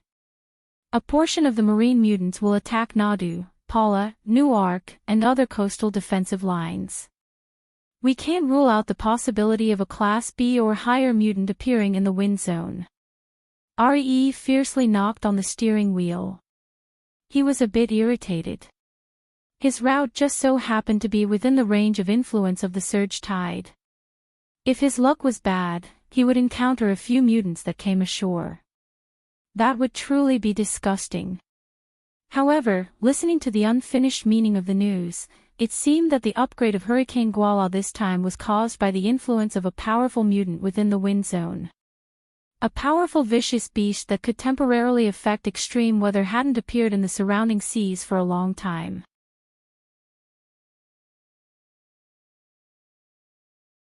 Chapter 577. The hurricane several thousand kilometers away continued to approach the archipelago region. Luo Nan's mind had already reached the shore a step earlier. It continued to expand forward with a steady momentum. But the current expansion already appeared to Luo Nan as a different kind of law. The root of this expansion was not at the forefront. Instead, it was at the core of this expanding force. In other words, Luo Nan himself. Luo Nan's figure congealed on the podium. But the structure of space and time around him was like a projection that was hard to distinguish between real and fake. Layers and layers appeared with Luo Nan at the center. This was the bubble that he had demonstrated to the participants before. It symbolized the cage of humanity. Looking at it from this angle, everyone in the circular conference room, everyone in the Shangding building, everyone in Seoul City, and even everyone within the range of Luo Nan's senses were wrapped within a bubble. The only differences were in terms of stability and range of coverage. Of course, the shape of each bubble was different as well. The bubbles of the vast majority of people, or rather, the majority of people, could collapse and regenerate at any time. But for a short period of time, the bubbles would warp and transform into all sorts of complex shapes. The reason for this was the pressure of other bubbles and even deeper environmental conditions. Right now, Luo Nan's bubble was one of the greatest sources of pressure for the people present. This bubble was far too enormous compared to everyone else. The stability of the core region far exceeded that of everyone else. So much so that the 1,400 people in the conference room were all suppressed to varying degrees. And under the effect of the group consciousness that had already been finalized, certain aspects converged to form the force field of the ring of blood and will together. But this did not mean that Luo Nan's own bubble could do as it pleased. Not to mention the powerful pressure from the 5 extraordinaries around him, the seemingly ordinary things around him. The podium, the circular conference room, the Shangding building. Everything he sensed on the plane of reality was simply a part of an incomparably enormous bubble. That incomparably enormous bubble was the environment of this world. It was the embodiment of space-time power that leaned more towards the material plane. Luo Nan faintly sensed the indescribably complex curvature of this space-time. In other words, it was tantamount to feeling the tiny traces of the boundless universe added to this place. Such a realization was undoubtedly the manifestation of his observational ability advancing a step further. It was in this context that new discoveries inevitably arrived. Luo Nan noticed that there were a few areas worthy of special attention on the complex curved surface of space-time. The magnitude of the impact was not something that could be caused by any small bubble. Furthermore, there was a relatively fleeting point behind a certain massively warped region. It was similar to the basketball team of extraordinaries that hovered in the night sky of Xia City. From behind the warped and deformed structure, it radiated powerful stimulative information that made him unhappy. It was almost certain that this was a transcendent. Luo Nan's soul cloak covered an enormous area of effect, but it wasn't strange at all.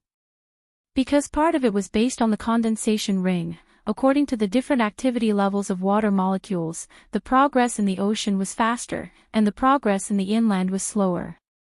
However, it almost covered the entire East Asian continent and half of the Pacific Ocean. It was just that Luo Nan knew that he was unable to handle the enormous amount of information within. He didn't investigate, didn't notice, and didn't do anything. He just maintained a normal state of attention towards a few sensitive areas. In such a vast area, no matter how rare extraordinaries were, it was still possible to encounter a few. But the problem was that the distance of this stimulation point was too close. Luo Nan's first reaction was that it was within the range of Xia City, but that wasn't right. The fuzzy judgment of being very far yet very close was truly nauseating. Luo Nan had no choice but to split a portion of his mind to pay attention to this point. After a few consecutive rounds of stimulation, he filled in more and more sensory information in an attempt to restore the information. As the constructed information became more and more complete, there was a sudden jolt. All sorts of one-sided information instantly combined in front of the answer that already existed, returning to their respective positions. In the end, what was restored in the domain of perception was the astral winds and clouds that spanned thousands of kilometers, as well as the blood-colored ape that flew back and forth. The cloud world. So naturally, the target that gave him negative stimulation also appeared, Gong Qi.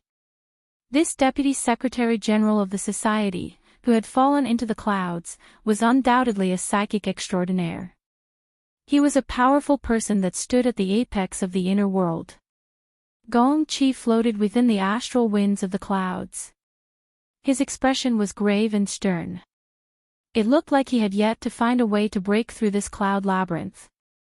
On the other hand, Luo Nan had already extended his consciousness to his headquarters. If Luo Nan were to use physical distance to discuss the situation, then Luo Nan's current situation was already difficult for Gong Qi to reach. Well, this was just a joke at the moment. But Luo Nan still remembered that Her Majesty Empress Wu had a request. She wanted him to achieve what was known as the enemy of 10,000. Luo Nan wanted to completely incorporate the situation he faced into the framework of formatting theory. He wanted to consider all sorts of factors and calculate all sorts of conditions. It was as if he was conducting a large-scale battle to solve a large problem. Now it was like this. It seemed that he already had an opportunity to include Gong Qi. Luo Nan wasn't prepared to act blindly without thinking before he could completely figure out the train of thought of the strategic plan. But there was an observation result before his eyes. It was impossible to ignore it no matter what. Luo Nan was certain that there was a similar type of bubble on the most complex and obvious curved surface of spacetime that he could observe. The bubble seemed to be a bit smaller, but it collided with the bubble, crisscrossing and deforming. It formed an indescribable shape, but it was hard to separate it as a whole. Similar collisions seemed to be occurring in various directions. But the main problem was that Luo Nan's consciousness followed the soul cloak and extended outwards. It followed the inconceivably warped surface. It seemed as though it was effortless for Luo Nan to move from one spacetime bubble to another spacetime bubble. The other spacetime was none other than the cloud world. Luo Nan's consciousness didn't go through the void corridor structure designed by his mother. He actually leaped over the barrier of spacetime and entered that marvelous world. Luo Nan was a bit stupefied. He couldn't help but consider. Was the warped scene he saw before him real? Was it normal and stable? What sort of meaning did it represent? There was some logic that could be deduced behind the newest observation result. It couldn't be ignored. It could be seen that on one hand, the atmospheric bubble contained the small bubbles. It delineated the rules and laws of existence, forming a livable environment. But on the other hand, the atmospheric bubble suppressed the small bubbles. The small bubbles also affected the atmospheric bubble. The small bubbles also pushed and warped against each other.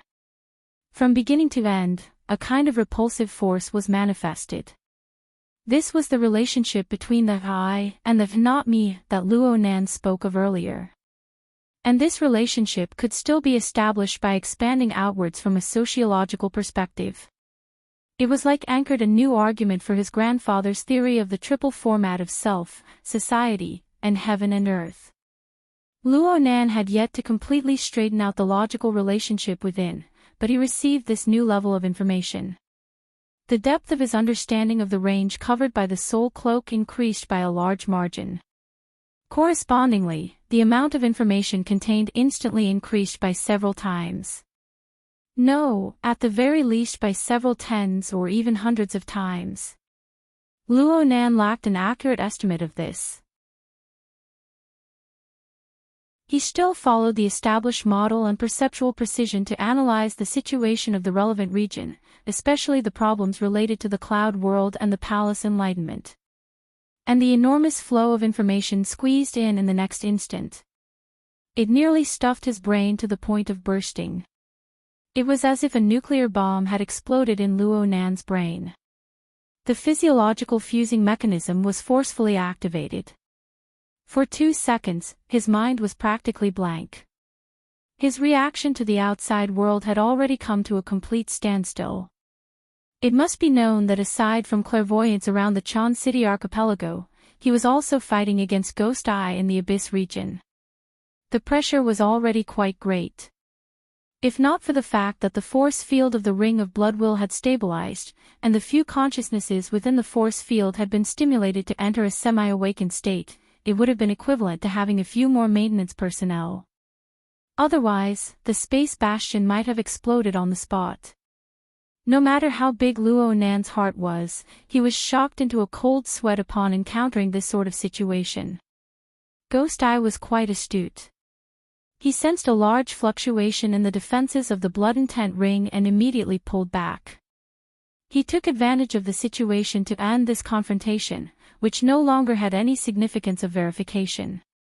500 kilometers away, Ghost Eye let out a breath of relief.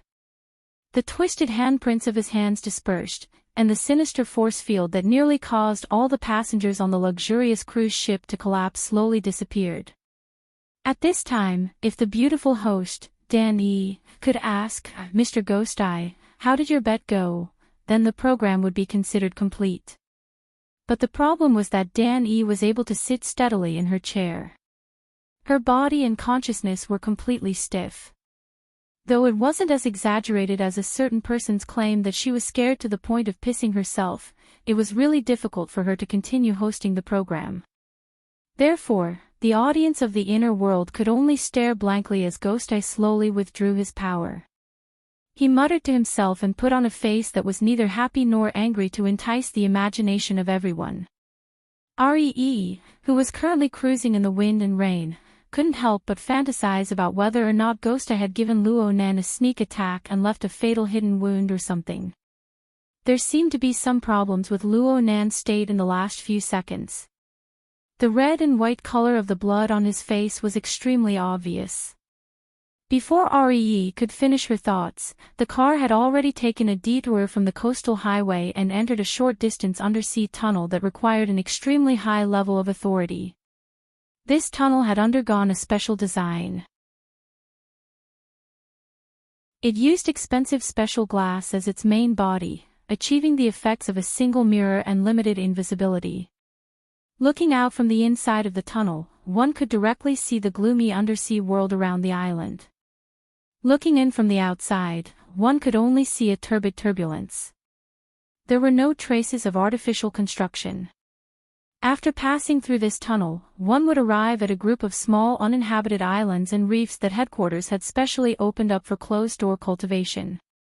This was the legacy left behind by the eruption of a local volcano during the Third World War.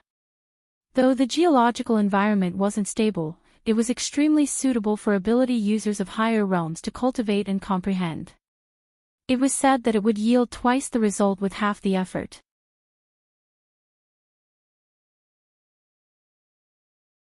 Chapter 578. Even if Ree was a grade B powerhouse, she still felt awkward and depressed that she was asking for trouble in such a hurricane, especially during the tide rush period. For a second or two, he almost wanted to turn around and go back. But when she saw Luo Nan's clearly childish face within the video system, Luo Nan's face was calm and unperturbed. The blood pumped out of his heart was mixed with stimulating toxins. She no longer considered the possibility of giving up halfway. Ree slapped the steering wheel heavily and got off the car. He registered with the security personnel in this area and asked for a raincoat that was better than nothing. Then he was about to rush into the curtain of rain. But the security captain called out to him at this time. This experienced B-rank person said very seriously, "Old he, right now Volcano Island has a guest staying for cultivation. Don't misunderstand if you encounter him." Ree did not find it strange that a guest was stationed here. Since the cultivation effects of this small island were extremely good, many ability users were willing to pay a high price to rent the seclusion rooms of the upper echelons of the society to conduct critical cultivation. The society had specially arranged for a few similar areas to be rented out. Not only could they amass wealth, but they could also exchange resources with other people or powers. He went, "Oh." Then he asked in passing, "Which side is it?" "A certain upper echelon of the Order of Justice." "I'm not too sure about the specifics." "The Order of Justice?" Ree was startled. He thought to himself that this was the biggest joke in the world. Who didn't know that the Order of Justice's scales of truth was a first-rate treasure that aided in cultivation? Why would they need to ask the society for help if they had this sort of supreme-grade sacrificial artifact that could suppress the destiny of the Order? Could it be that they were secretly involved in some shady business? Ree's mind spun a few times, but he could not figure it out. He just responded, put on the raincoat, and walked outside. He passed by his own flying car and subconsciously glanced inside. He saw the video system that had just been turned off not too long ago. A flash of inspiration suddenly flashed through his mind. At the same time, Luo Nan's excessively young face flashed through his mind. A thought suddenly turned through his mind. Speaking of which, wasn't it because of the order of justice that headquarters became enemies with the Xia City branch and provoked Luo Nan? He had once heard Gong Chi talk about the deeper reason behind this. Wonderful. Re only hesitated beside the car for 2 seconds before she tore off her raincoat and got back into the car. She clenched her teeth and entered the live stream platform again. She then turned on the cooperative live stream mode and bullet comments. Due to his arrival, the live stream inevitably received a huge amount of mockery. Re turned a blind eye to it, or perhaps he had fully absorbed the deep malice and triggered the same emotions in his heart. He faced the 30,000 viewers, twitched his lips, and sneered, "Congratulations to everyone for witnessing a miracle." A 16-year-old kid who entered the inner world for less than 3 months had an extremely exciting and prolonged confrontation with a veteran extraordinary who has been at the peak for 30 years. Before he could finish, the bullet screen in the live streaming channel and the comments on the forum exploded. Oh, I love conspiracy theories. SB. I told you, this is purely a manga setting, okay? Moreover, it's facing the risk of being cut in half at the waist and having a bad ending. Goddess Ari, I don't understand what you're saying. Can you please be more suicidal? Tiger touching Ari, God, I'm going to eat some broken limbs and minced meat. Could it be that the Emperor's new clothes have been torn? Ghost Eye, what do you think? Luo Nan, He Yuan, what about you guys? There were all sorts of comments. Although their stances were different, the confusion and doubt between the lines couldn't be hidden. Even though there had already been over an hour of foreshadowing and the subversive impact of the cage theory, a few minutes of a newbie and an experienced and powerful extraordinary fighting on equal footing still exceeded the limits of the majority of people's imaginations. The more experienced they were, the more inconceivable they felt. This was the first time Re's words had touched the hearts of the majority of people ever since she became a guest on the live stream. She had touched the extremely sensitive chord in people's hearts. Re paid no attention to the layer upon layer of bullet screens. She just twisted the corner of her lips and continued to sneer, "I'm not doubting Senior Ghost Eye's verification process. No matter how much Senior Ghost Eye doesn't bother with trifles, he still possesses the style that an extraordinary should have. It's impossible for him to put effort into a lie that can be easily seen through. I believe in his professional integrity and his ability to make wise and far-sighted choices." With a plan in mind, Re easily made the majority of the audience dizzy. He looked at the questioning and cursing bullet screens in the projection area and shrugged calmly, "Yes. I believe that there are no problems with the confrontation between Senior Ghost Eye and Luo Nan. I can even say that there are no problems with the strength that Luo Nan himself has displayed.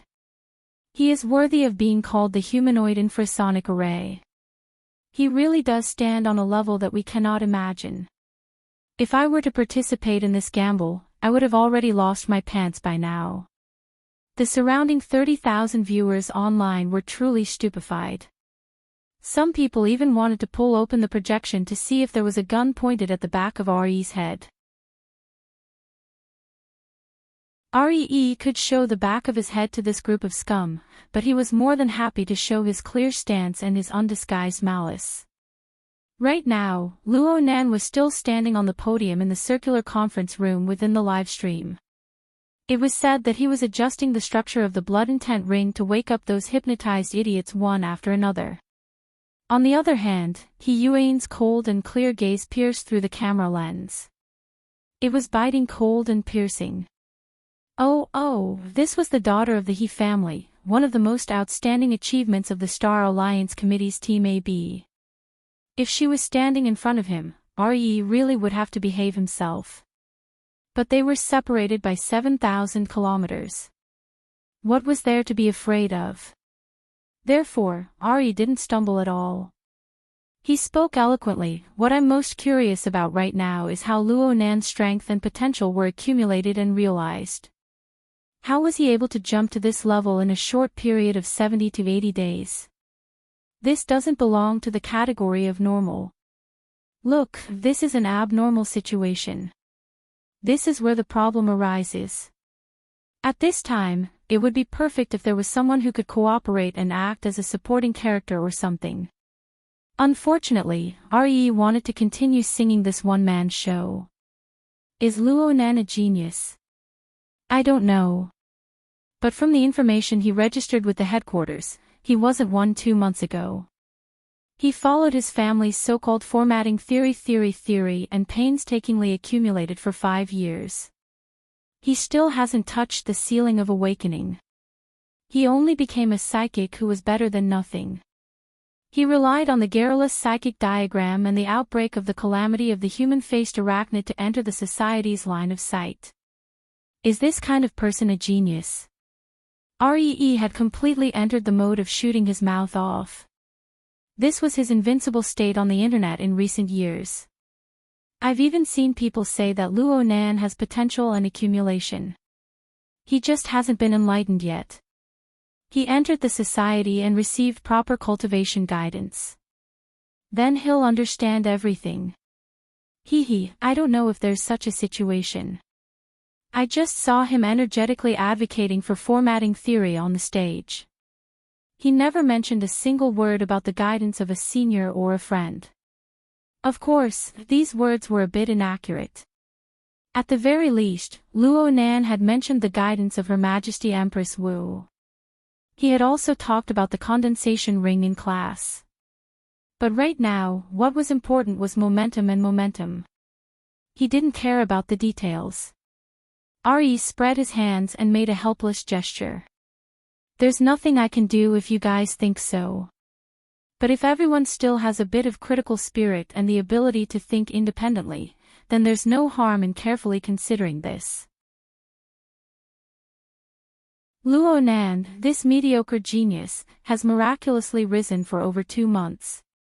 Aside from his dazzling deeds, what else has happened in Xia City? Aside from the calamity of the human-faced arachnid that I've talked about before. Oh, this is Quantum Corporation's fault. But could it be that everyone hasn't heard that this company has gone berserk and conducted experiments in Xia City?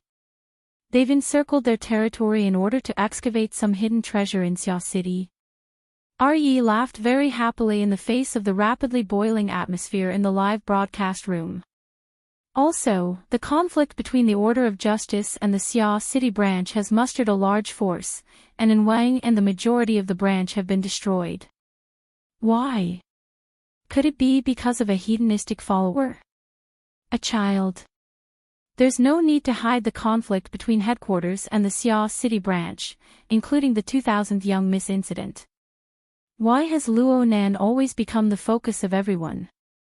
Could it be that he's a natural-born troublemaker? After considering all the subjective factors, shouldn't we also consider the more objective facts? When all the problems point towards a single focal point, we don't need to ponder over what he did.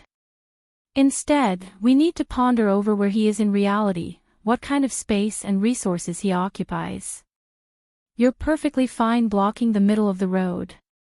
If you don't get hit, who will? Don't you think so?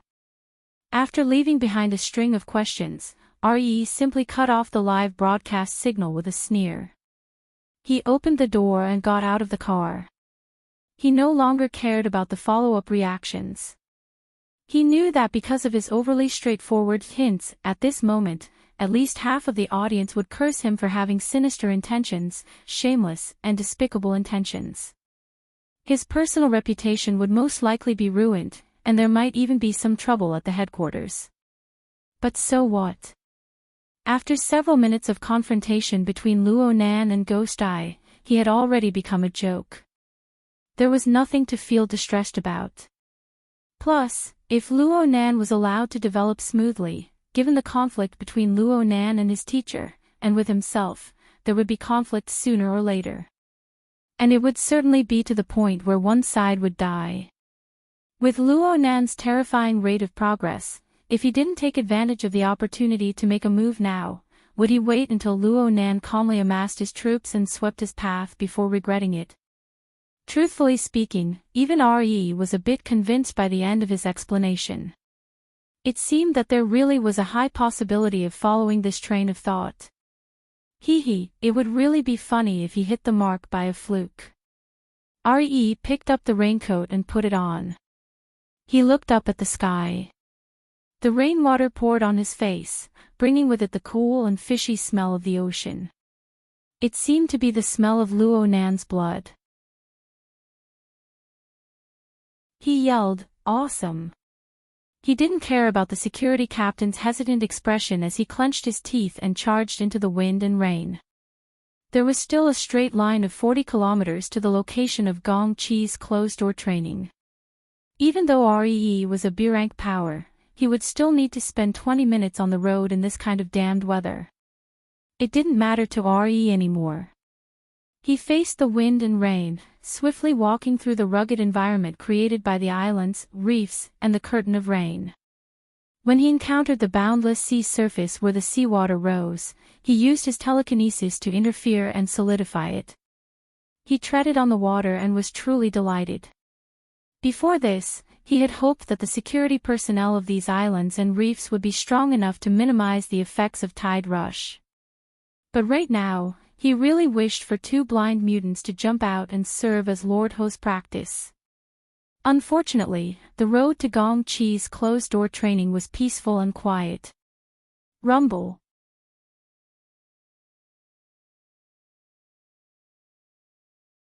Chapter 579. REE was startled and raised his head to take a look. However, there was nothing unusual in the vast water curtain. However, before he could turn his head around, another muffled clap of thunder rang out beside him. There was also turbulent and surging clouds that seemed to have sprayed out from the boundless curtain of rain, bringing along fine ice particles that were like the wind high up in the sky. They hit the back of his neck with a dense chill. Mutant. REE's first reaction was absolutely excellent. Although he was a spiritual type ability user, the psychic shield and confusion barrier he set up instantly formed a circle of hardness and toughness, as well as a shield that had the effect of interfering with bewitchment. The moment the cold air seeped in, his body had already split into 6 illusory shadows, shuttling in all directions. Unless it was a killing move at the level of a transcendent, it would be impossible to finish him off in one hit. However, the problem was that there was nothing else after the cold air, ice particles, and vast clouds. REE had been semi-invisible for almost a minute, and his soul power had been consumed a lot, but he did not find anything else. Around him, clouds and rain intertwined, blocking most of his vision. He could only see waves of turbulent clouds rushing past. Some brushed past him, and some did not feel anything at all. Using his spiritual sense to judge, he was even more confused. He only felt that the inside was illusory, and there was no fixed number. Moreover, through the clouds, the entire space seemed to be suddenly elongated and enlarged, and even shifted to a height of 10,000 meters. There was a blood-red light even further away. What the hell? REE's finger was already pressing the communication and alarm function of the bracelet. Currently, he was under the surveillance of the security team at all times, and he could ask for help at any time if he encountered any danger. As for the so-called practice, how could he take it seriously when he was just imagining things? The security team also responded instantly, and it was the captain of the security team who personally spoke. "Old He, what's the situation?" "The environment here has changed." REE was halfway through his words when a blurry shadow flashed in front of him. He could not see it clearly, but he felt that it was extremely familiar. He subconsciously straightened his body and looked up, and saw the depths of the clouds again, the figure that seemed to be suspended in the air. This time, he could not straighten his tongue. "Old He. Old He." As the captain of the security team called out, RE muttered, "Teacher." As soon as his voice fell, the shadow over there disappeared in the rolling clouds. "Secretary General Gong has come out of seclusion." The security captain was a little confused, but RE couldn't care less. She leaped up and rushed toward the blurry figure. He ran forward a few steps, but suddenly became alert. This was not Gong Chi style. Furthermore, this series of cloud images was too different from the natural environment of the island chain. Could it be a mirage? Or was it some kind of malicious illusion? After a moment of hesitation, the surging clouds and the rain suddenly faded away, just like how they came. The strange scene of the sky being distorted and expanded 10,000 meters high also disappeared. Everything returned to normal.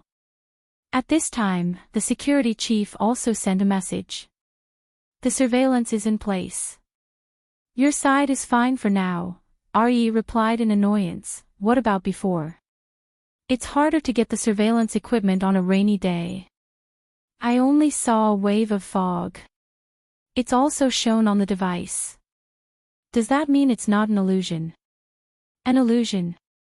The security chief didn't quite understand, but he also had a request for RE. Old he, will be there soon. It's convenient for you now. Help take a look at the situation first. We'll definitely have to write a report later. None of us can escape. RE cursed in her heart and hesitated for a few seconds. She really couldn't stand the security chief's words anymore. Finally, she reluctantly leaned forward and deliberately walked slower. Unfortunately, no matter how slow he walked, it was impossible for him to wait for the security team to arrive. Moreover, in the situation just now, all the sense of distance became very blurry. He walked 7 or 8 steps forward, and suddenly his feet stopped. Re's skin was a little cold and astringent, and her consciousness was a little sluggish. That was the feeling of an illusory and extremely cold psychic power left in the air. That's right, this was indeed Gong Chi's aura. He subconsciously tensed up and called out in a low voice, "Teacher." There was only the sound of the falling rain and the rustling of the volcanic rocks. Other than that, there was nothing else. RE looked around blankly. Reason told him that the scene just now was indeed an illusion. Otherwise, many of the phenomena could not be explained. However, the psychic imprint left in the surroundings was the most conclusive evidence. The conflict between the two sides directly stirred up his brain into paste. While he was still in a daze, he suddenly heard a very low sigh. A new plane. Who was it? RE shuddered violently and almost jumped out of the shield again. However, for some reason, at the same time that the sigh sounded, all the strength in his body silently dissipated. His entire body froze there, and he couldn't even move a toe. At this moment, RE was so scared that he was about to pee. How could he not know that he must have bumped into the hands of some extraordinary? But who was it that could enter such an important place like the headquarters? RE blinked and saw a blurry shadow behind the rain. It was different from the illusion just now. Although he couldn't see the figure's face clearly, he knew that it was a real person. And from the voice, he could hear that it was an adult woman. The person who came had no intention of taking a picture with him. She only whispered there, "This person has a bit of crooked luck." "Are you talking about me?" "Talking to me?" RE wanted to move his mouth, but found that even his ability to speak had been taken away. And the woman said again, "He was just spouting nonsense on the live broadcast, using my church as an example. Now that there are signs here in your headquarters, I wonder how you will stop the mouths of the people in the world." Sure enough. RE's face first flushed red, and then a little green. The person who came was really a high-ranking member of the Order of Justice. This was awkward. However, the woman was obviously not talking to him. There were other people present. Before he could finish his thoughts, the long feminine voice of the headquarters president, Abner, flowed out from the curtain of rain. "The discovery of any plane should be the commonwealth of mankind. This is a good thing worthy of celebration. What is there to block? Since the Lord Officiator happened to be here, we might as well seriously discuss the follow-up confirmation and exploration matters." Abner spoke softly and paid attention to the ups and downs of his syllables, as if he was telling a child a fairy tale. However, Ree, who knew his temperament well, subconsciously shuddered. This president was supposed to be in a meeting in Sandalwood City, but it was more likely that his main body was still in Sandalwood City. It was just that his mind wandered over here after receiving the news. Of course, President Abner could come to this small island if he wanted to. This was a matter of course. What really made Ree's brain stupefied was the person President Abner had addressed, officiator. The Order of Justice's officiator? Ree froze in the curtain of rain. His entire body was soaked, but he didn't dare to move a muscle. There was a moment when he had the urge to tear off his own death-seeking mouth. Luo Nan, in the circular conference room 7,000 kilometers away, also wanted to tear off his own death-seeking tool. He didn't even have the time to rejoice that he had crossed the crater of abnormal states before he was forced into a corner by the meticulous mental senses of the two apex extraordinaries. Fortunately, the two extraordinaries were courteous to each other. Perhaps they were afraid of each other, so they wouldn't rashly touch each other's cage. Yes, it was more appropriate to use the term domain to describe it. The two's detection senses divided their territories, and they crossed each other. It was hard to avoid some areas where they didn't have a tacit understanding, so they left some gaps. Luo Nan was extremely decisive. He gave up all interference actions in that area in the first instant and entered pure observation mode. His consciousness jumped directly to the polar domain, and he didn't dare to play any more scouting or eavesdropping. He retreated all the way to the Xiao City area. After confirming his safety, he couldn't help but laugh involuntarily. He laughed at his death-seeking behavior just now, and he also laughed at the big mistake the two extraordinaries had made. Plane. Was this the name given to the space-time bubble? It was quite magical, but it was completely wrong. Admittedly, the cloud world existed as a plane, but it couldn't be linked to the Sandalwood Island chain. Those abnormalities were nothing more than Luo Nan correcting the precision of his coordinate system and its mode of action. He made a big no, he made an experiment. Right now, Luo Nan was on the podium, broadcasting live under the gazes of tens of thousands of people. And he used the excuse of adjusting the blood-wool bracelet to openly stare blankly. This sudden laugh made many people stupefied.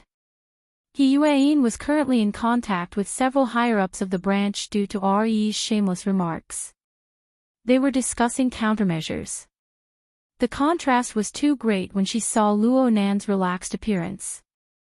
She subconsciously asked, "What's wrong?" "It's nothing. There's a problem with the coordinate system." "Oh." Luo Nan came to his senses. He laughed and didn't speak anymore. But on the plane of his consciousness, there was a point of origin. There were 3 vertical and horizontal lines pointing to various directions and dimensions, delineating the scale of deep space, the Earth, and even the other space-time bubbles. Perhaps this sort of marking was meaningless to an objective world. But to Luo Nan himself, it was a type of high integration. It was similar to the clairvoyance mode of the life sketches from before. This sort of mode filtered and integrated a huge amount of information, forming a corresponding judgment that was only effective to him. Whether it was the large bubble, the small bubble, the large world, or the small cage, they were all similar and equivalent in his thinking mode. He could use the same observation standard to link them all together. Luo Nan was fully deserving of being an expert in doing this sort of thing. This was especially true of the mysterious I symbol and the classical Cartesian coordinate system that was formed from it. It was simply the best framework that was specially created for this purpose. The nearby He Yueyin, the Order of Justice's first oblatum 7,000 kilometers away, and Gong Qi from another plane could all be identified and judged using the same standard. As long as Luo Nan's domain was able to effectively interfere with the area involved, he would be able to map his own rules into that space-time. It was just that this way, when the observation target acted on 2 space-time bubbles at the same time. There was no doubt that this was referring to Gong Qi. He would also stack the contents of the two different spacetime bubbles together. It was just like Ree's hallucination. Luo Nan liked this result very much. And at the same time, he knew that this could become, and he would do his best to make it into, a nightmare for many people. Right now, there was no harm in starting from Chan City. His gaze turned to the live broadcast camera. In that position, Zhang Ji was about to wake up. And Long Seven had already opened his eyes a step earlier than her.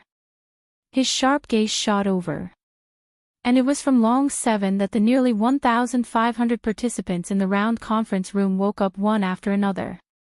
Quite a few of them felt as if they had just experienced an unrealistic dream. But at the same time, there were quite a few people who absorbed nourishment from this unrealistic dream. They reorganized the operation of their own abilities.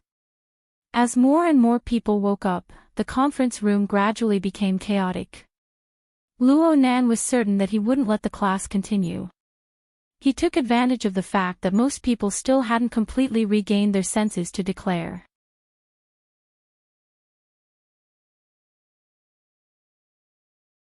Chapter 580. Congratulations, King of Luck, Mr. 1 in 1,000.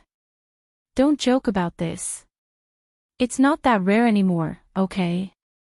It can't be helped. As long as we meet in Xia City, we're doomed to not be able to escape. So what if it's always luck? This is crazy. Don't they think that just because I'm in Xia City, I'm definitely a member of the Xia City branch? It's probably because you look like a bro, Bamboo Pole laughed out loud. His reaction was a bit conspicuous in this high-class restaurant, but he didn't care about the gazes cast at him. He just raised his glass to the middle-aged, slightly plump, yet still handsome, short-haired woman across from him. The latter also raised her glass and clinked it with bamboo poles. She sighed once more, what an enviable luck. Especially when it's destined to fall on your head. Bamboo Pole raised his eyebrows, what do you mean? Isn't your relationship with that person destined to be the first to enjoy the moonlight? That's true, but can you please sit up straight first? Sun Jai didn't just say that before. She also used body language to express it. She smiled as she straightened her body. Under the light, the soul-stirring lines of her cleavage finally became a bit more normal. But she also mercilessly ridiculed her old friend, B rank is for showing off, not for acting. I'm not acting. It's just that the older I get, the pickier I get. Sun Jai raised her glass again before it even touched the ground. She wanted to pour it on Bamboo Pole's face, but Bamboo Pole immediately begged for mercy. The two had been friends for several decades. They were infinitely close to being friends with benefits, but they were far more than friends with benefits. Their feelings were subtle and smooth. They didn't treat each other as outsiders when they spoke. Sun Jai didn't hide her goal at all at this time. She took the initiative to clinch her glass with bamboo poles and said, now is the time for you to play your role. My role? Intelligence. Your value lies in your relationship with Teacher Luo. Hey! This isn't slander. This is the truth. You are the first patient out of the 1447 people in the meeting to jump from C rank to B rank by some dog's hit luck. Why is it you and not someone else? Do you dare to deny that this has nothing to do with your friendship with that Teacher Luo? And then? Of course it's because of the Ring of Blood Will. There's nothing wrong with the Blood Will hoop, but it requires a number of people, a circle, and experience. Adding all of these factors together, only Mr. Luo can satisfy them. That's true. Bamboo Pole had more or less understood, but Sun Jai still wanted to make things clear. So I hope. Oh, to be more precise, Starry Sky Society hopes that Mr. Luo can come to our society and give another public lecture. The content can be the same as the one on the night of the 14th, Mr. Luo can do whatever he wants. All the preparations and expenses, including remuneration, we will definitely satisfy Mr. Luo. Of course, that includes you as a middleman. Bamboo Pole raised his eyebrows and laughed. Starry Sky Club. Bro, what are you doing? Sun Jie shrugged. An academic conference and a business cooperation. The LCRF is cooperating with the branch. LCRF has never been the only shareholder of the Starry Sky Club. We just provide a place for everyone to communicate and occasionally do the most meaningful theme. Mr. Luo's ring of blood will possess his such value. Bamboo Pole smiled, but did not immediately respond. Sun Jie saw Bamboo Pole's reaction and knew that it would be difficult to persuade him this time. She also knew that although Bamboo Pole seemed to be joking, he was actually very determined. It would be very difficult to open an opening for him, so she settled for the next best thing. How about being a messenger? I'll pay you according to the middleman's price. After all, you still don't know Mr. Luo's own intentions. You have to say that to Secretary He. Besides, with your ability, are you afraid that you can't find a messenger? That's why I came to you. That's not because of your ability. Before he finished speaking, Bamboo Pole's increasingly sensitive senses noticed that a few tables away, a person was cautiously approaching and even making eye contact with Sun Jie. Sun Jie's genial expression probably made the person misunderstand something. The person straightened his clothes and hurried over. His heart was beating fast and he was a little nervous. However, his voice was still very clear and pleasant. Sister Jie, what a coincidence. Sun Jie raised her eyelids and her smile faded a little. This is my territory. Are you surprised to see me? I'm the one who can't wait for more coincidences like this. Didn't I come here immediately? The person who came was a young man with handsome features. He was dressed in a decent casual suit, and the way he dressed his hands and feet were quite tasteful. What was more rare was that he knew how to speak. He held a bottle of expensive red wine in both hands and stood there in a very stylish manner. He was a celebrity that left a deep impression on people. In fact, he was indeed a celebrity. Bamboo Pole, who usually paid attention to beautiful celebrities and entertainment gossip, quickly recognized that this person was called Lon Lin. He was a popular idol in the past 2 years, and he seemed to have a good image. Lon Lin smiled and took 2 more steps forward. She nodded politely at Bamboo Pole, and then her eyes flew to Sun Jie's face. She bent down and moved her face closer to Sun Jie. She lowered her voice and said, Sister Jie, are you free tonight? Without waiting for him to finish, Sun Jie's faded smile bloomed again. The next moment, she reached out and pinched Lon Lin's chin. After all, they were in front of people. Lon Lin's expression slightly stiffened. He instinctively wanted to turn his head. He wanted to avoid it, but he also wanted to see what his target was. He quickly suppressed his impulse and let Sun Jie do it. Sun Jie's grip wasn't too strong, but it wasn't too weak either. She pulled off half an inch from Lon Lin's neck, as if she were treating an Alaskan Malamute. Lon Lin even narrowed his eyes and snorted. Sister Jie, it was an amazing reaction, so Sun Jie smiled quite happily. Unfortunately, in front of an ability user, the conflict in this reaction could not be hidden at all. Bamboo Pole didn't even blink. He didn't think it was strange.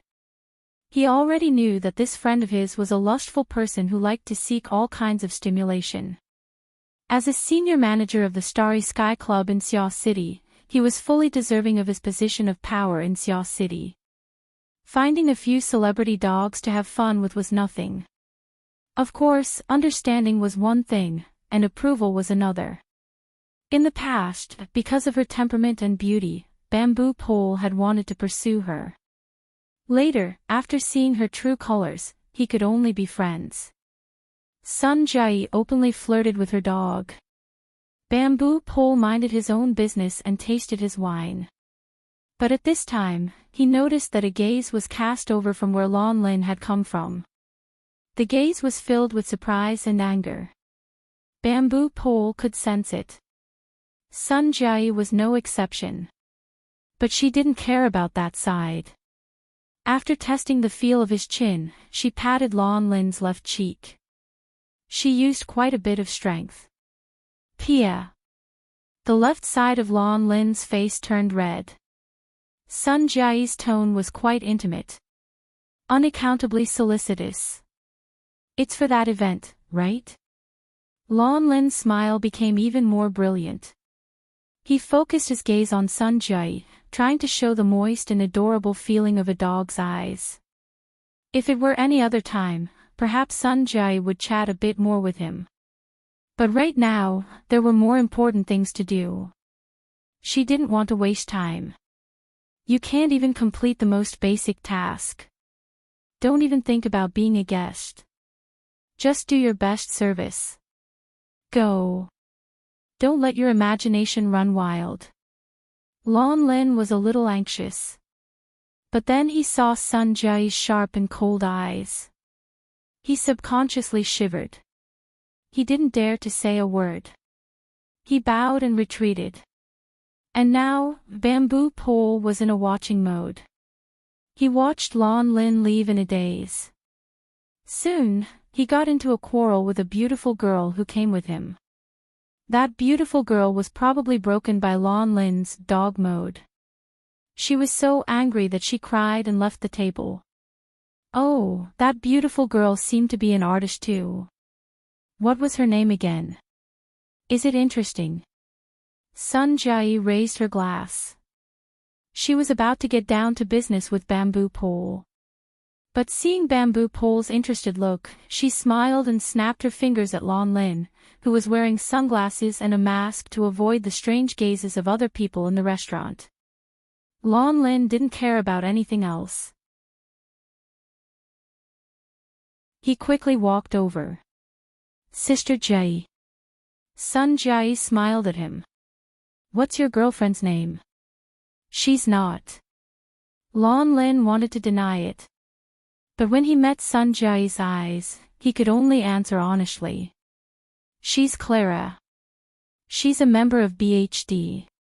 We're in the same company. She's a good girl. I feel sorry for her. Chase her down and have a drink together. Don't make it too ugly.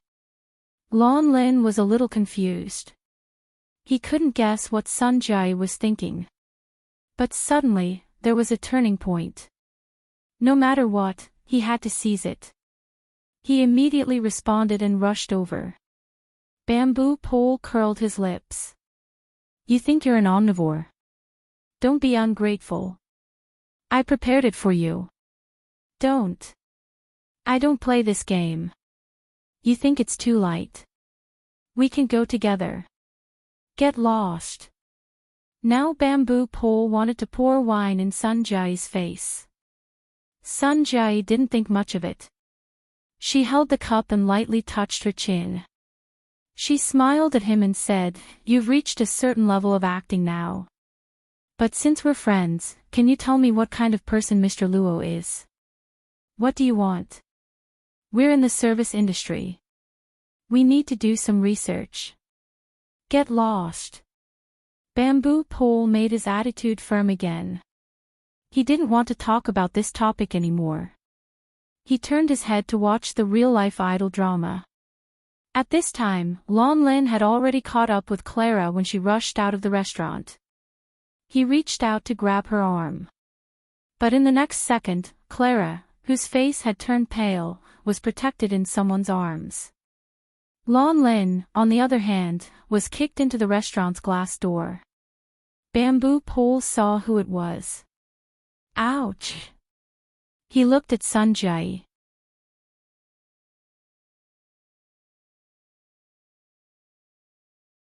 Chapter 581. Luo Nan, who was outside the restaurant, was a bit baffled. Out of the blue, a beautiful girl with a pale face bumped into his embrace. Then a fully armed fellow with sunglasses and a mask caught up from behind. He didn't care about the group of people and extended his hand to pull. Then the hedonistic young master He Donglu, who was treating tonight, sent a flying kick. He sent the sunglasses masked man flying into the glass door. The sunglasses were slanted, revealing a large portion of his handsome and twisted face. He had a bit of an impression. With great difficulty, Luo Nan was able to match the handsome faces and identities of the man and woman. Ah, Clara. They were all from the same company as his sister. Clara in his embrace was a member of the BHD group. Though it was an 18th-tier group, she was extremely good-looking. Another member of the group, Baiyu, had contacted him twice recently. They had arranged to have a meal together. Their relationship could be considered decent from Luo Nan's perspective. As for the sunglasses masked man, he had an impression of him, Lon Lin, the so-called high-quality idol. But he still hadn't been captured. He was one of the female celebrity Ji Cheong's friends with benefits. It was reasonable to say that he was a high-risk person for the mutant infection. What the hell was the branch doing? Oh my! We're kindred spirits. Perhaps it was Luo Nan's misperception, but He Donglu's tone was a bit odd. However, this also proved that He Donglu finally recognized who this person was. The smile on his face changed a bit. He walked over with his hands clasped behind his back. He didn't wait for Lon Lin to crawl up and stomped him to the ground. I never thought that you would have a bit of dog's hit luck, kid. He Donglu had stomped Lon Lin in order to express his attitude in front of Luo Nan. But now it was inevitably mixed with personal resentment.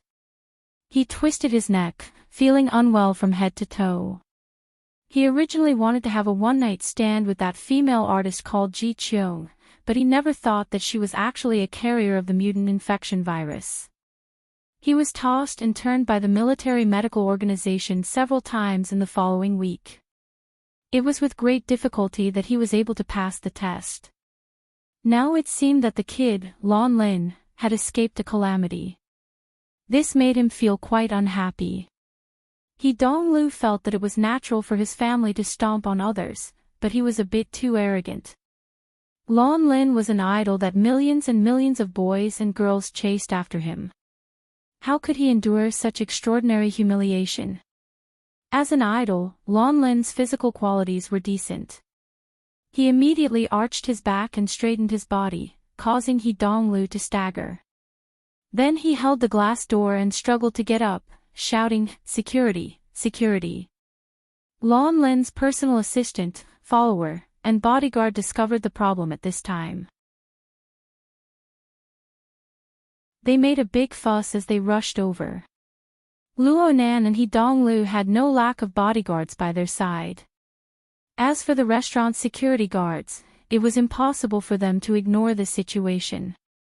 They immediately sent more people to control the situation. A group of people crowded the entrance of the restaurant. Luo Nan was very vexed by this sort of scene.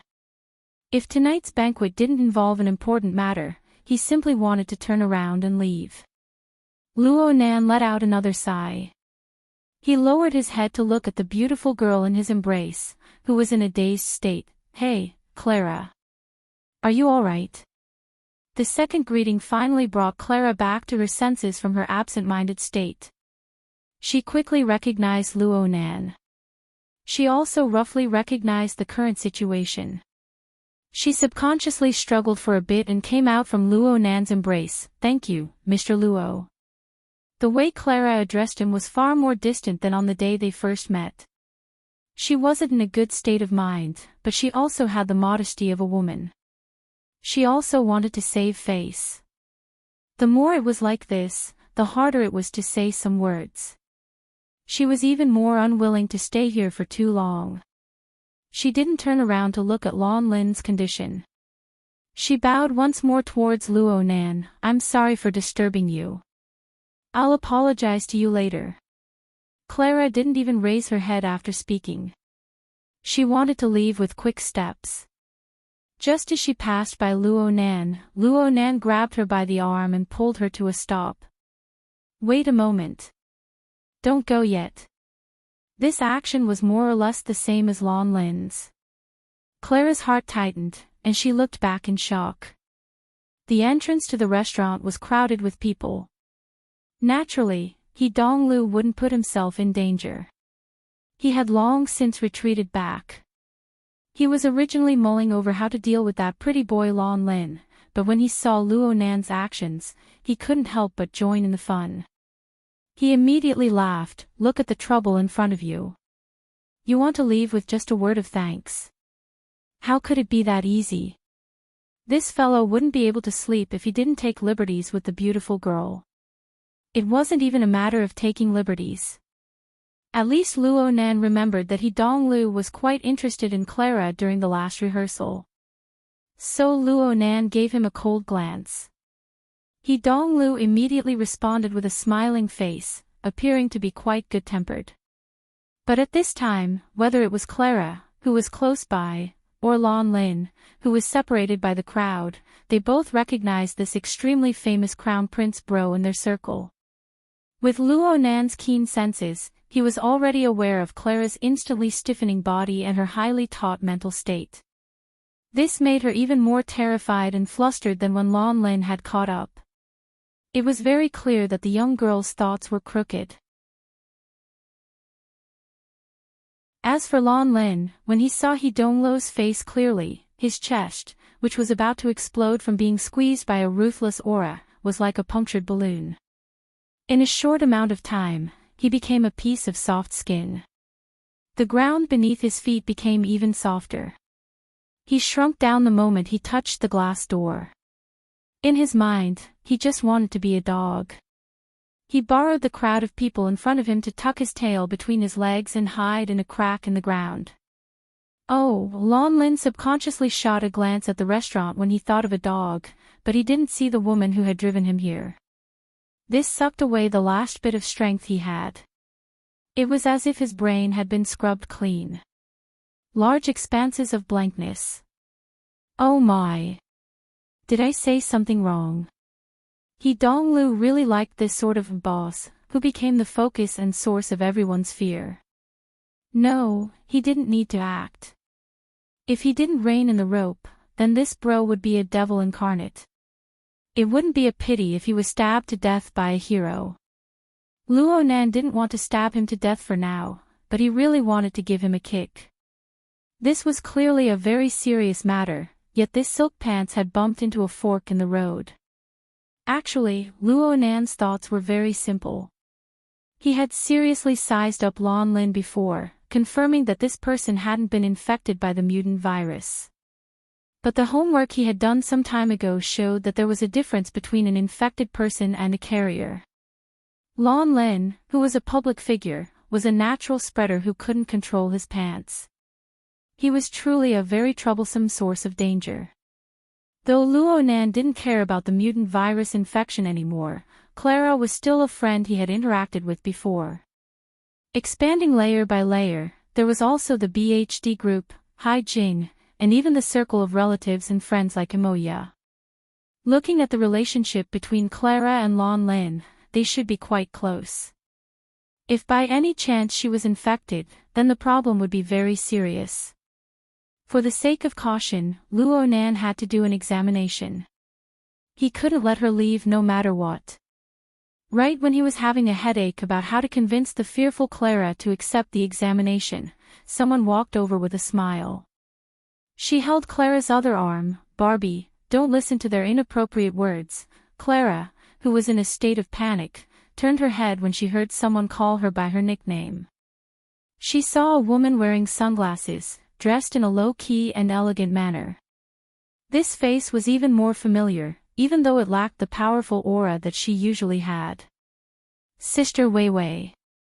The person who had come was actually the first-rate female artist of the company.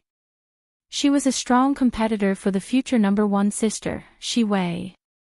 Only now did Clara recall that Shi Wei was Donglu's lover.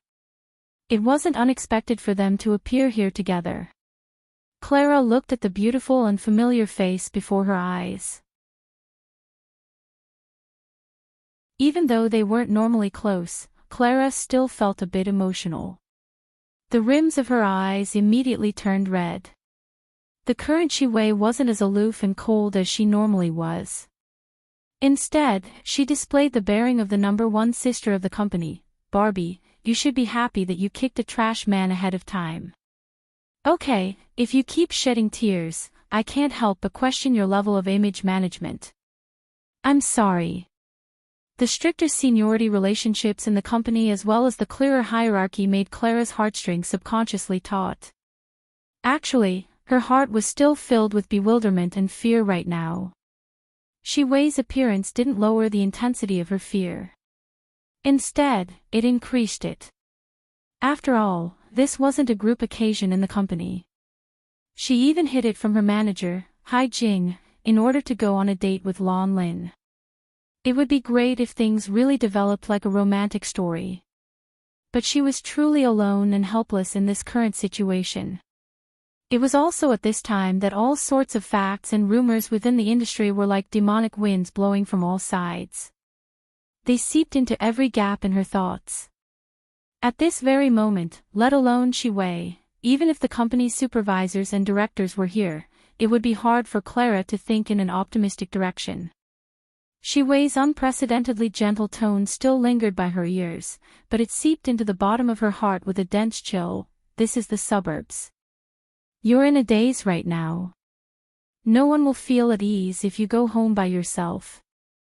How about? Shi-wei originally wanted to drag Clara along to the banquet. Seeing Luo Nan's reaction, Shi-wei had a good impression of this little girl. But when she spoke to this point, she felt that she couldn't overstep her boundaries. She couldn't help but be stuck for a moment. Then someone followed up her words, how about we first get a room to rest for a bit and tidy things up? We can wait for Mr. Luo to finish his discussion and come out. Then we can go back together. Someone pushed open the restaurant's outer door as they spoke. Warm steam came out along with a fragrant wind, blowing away the crowd of people outside.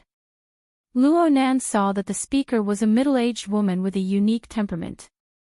She had short hair similar to a boy's, and she wore a low-cut suit geared towards women. She was a bit unfamiliar. But the person walking shoulder to shoulder with her couldn't be any more familiar. Brother Bamboo Pole. Bamboo Pole beamed as he waved his hand in greeting. You're free today. Come eat a feast. Young master, he is treating. Brother, I'm also here to see a friend. Bamboo Pole didn't chat with him in depth. He nodded and gave the initiative of the conversation back to Sun Jai. Sun Jai didn't pay attention to the other people present. She walked straight to Luo Nan, bowed slightly, and offered her name card with both hands. Sun Jai, one of the local supervisors. I failed to control the situation just now and disturbed Teacher Luo. I ask for your forgiveness. Since she called him Teacher Luo, then she was certainly from the inner world. She was also Bamboo Pole's friend. Luo Nan wouldn't treat her badly. He accepted the name card with both hands. He felt that Sun Jai's suggestion had touched the bottom of his heart. He took advantage of the situation and said, Sister Sun's suggestion is the best. Clara, why don't you rest here for a bit? We can go together later. Luo Nan needed to give Clara a checkup. He also needed to contact Yueyin or Her Majesty Empress Wu to clearly ask about the follow-up handling of the mutant invasion.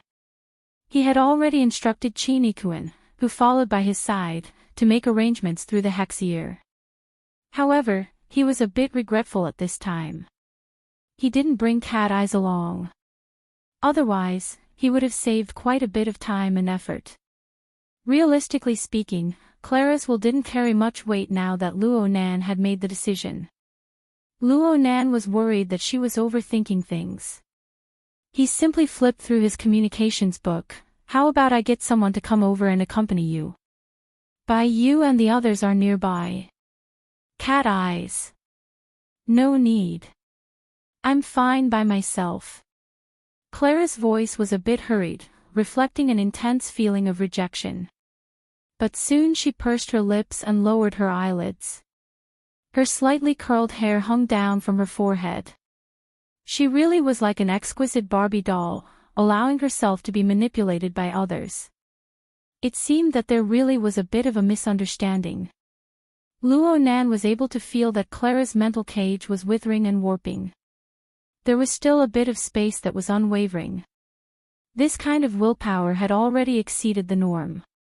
Shi Wei continued to display the demeanor of a big sister.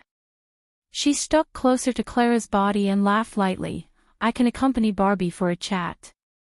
I'm not joking. I've always felt that this is a good thing. Clara didn't open her mouth, so she didn't have any objections. Luo Nan grunted, and He Donglu didn't refuse. He just said, "You're done settling things. Hurry up and come over." And so, the matter on this side was settled. He Donglu and Luo Nan walked inside, and the crowd of people in front of the restaurant naturally dispersed.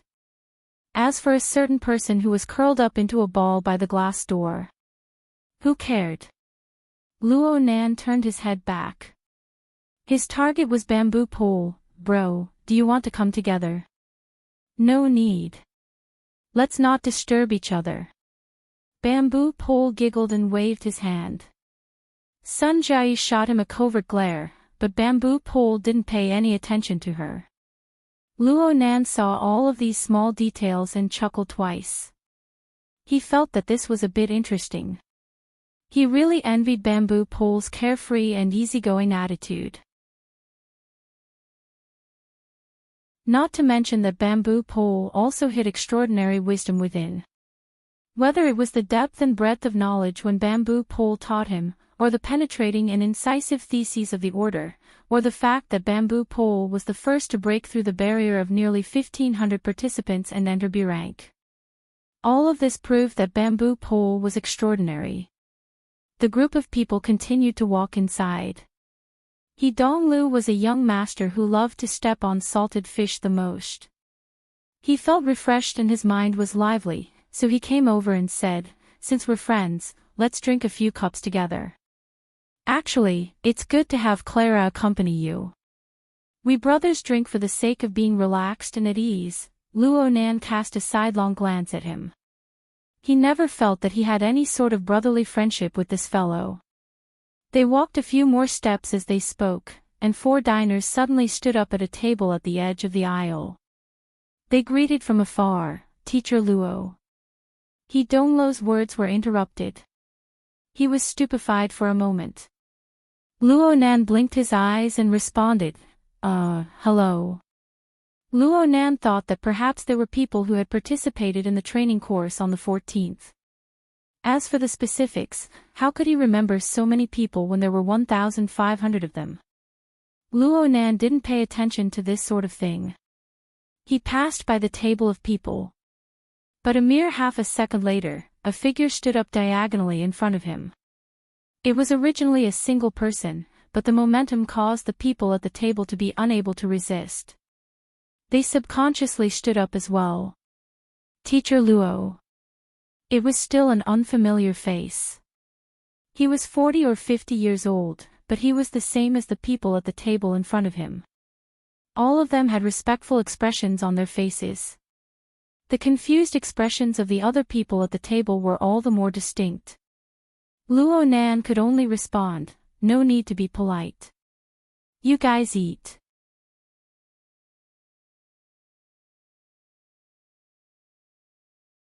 Chapter 582. This was a high-class restaurant located on the outskirts of Xiao City. It was located in a holiday villa under the banner of the Starry Sky Club. The daily flow of people wasn't large, but it was an important place for the ability users of the inner world and the resource users of the secular society to interact with each other. As time went by, it became one of the high-class circles of Xiao City. It must be said that this was a relatively specialized place. However, once the pretentiousness was established, some idiots who didn't understand anything flocked to this place like a flock of ducks. They sharpened their brains to get in. Under the tacit approval of the club's organizers, a considerable number of so-called outsiders came here to spend their money. This could more or less be considered a kind of cover. But at this time, when a quarter of the people in the restaurant stood up and addressed him as Teacher Luo to express their attitude, any cover would be useless. There were over 100 faces in the restaurant. At least for the first few seconds, most of them were perplexed and curious. But as the 20 or so ability users addressed him in the same manner, these self-righteous but ignorant fellows quickly became homogeneous. They even displayed a more sincere and respectful attitude than those in the know. It could be imagined that in the future, the address of Teacher Luo would become a legendary topic of conversation in the so-called circle along with his extraordinarily tender face. All those in the know and those who didn't know would take delight in talking about it. Such a change made Sun Jiayi, who had been observing from the entrance of the restaurant all along, subconsciously sigh. The less than 2 hours of teaching on the night of the 14th had introduced an extraordinary character to the world. Sun Jiayi really wanted to immediately hook up with Luo Nan, but she had to deal with the rotten tail pulled out by that dead dog, Lon Lin. She could only watch as Luo Nan and his party climbed up to the second floor of the restaurant and entered the private room area. She used the fastest speed to finish dealing with the chores.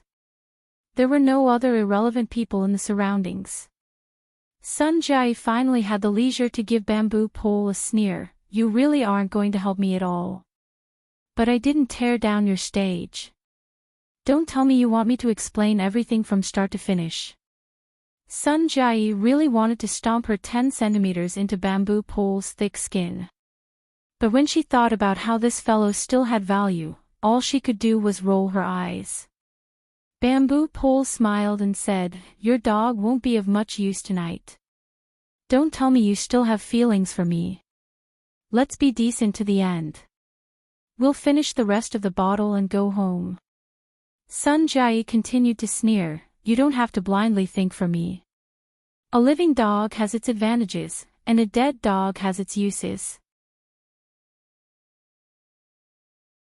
Bamboo Pole observed a moment of silence for Lon Lin.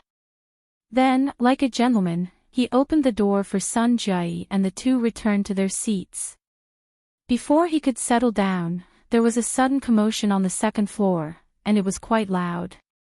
At first there was the loud sound of a door being slammed, followed by a shrill voice shouting, "One last thing for him, it's better to leave as a marshalless than to die at home as a sickly rich man."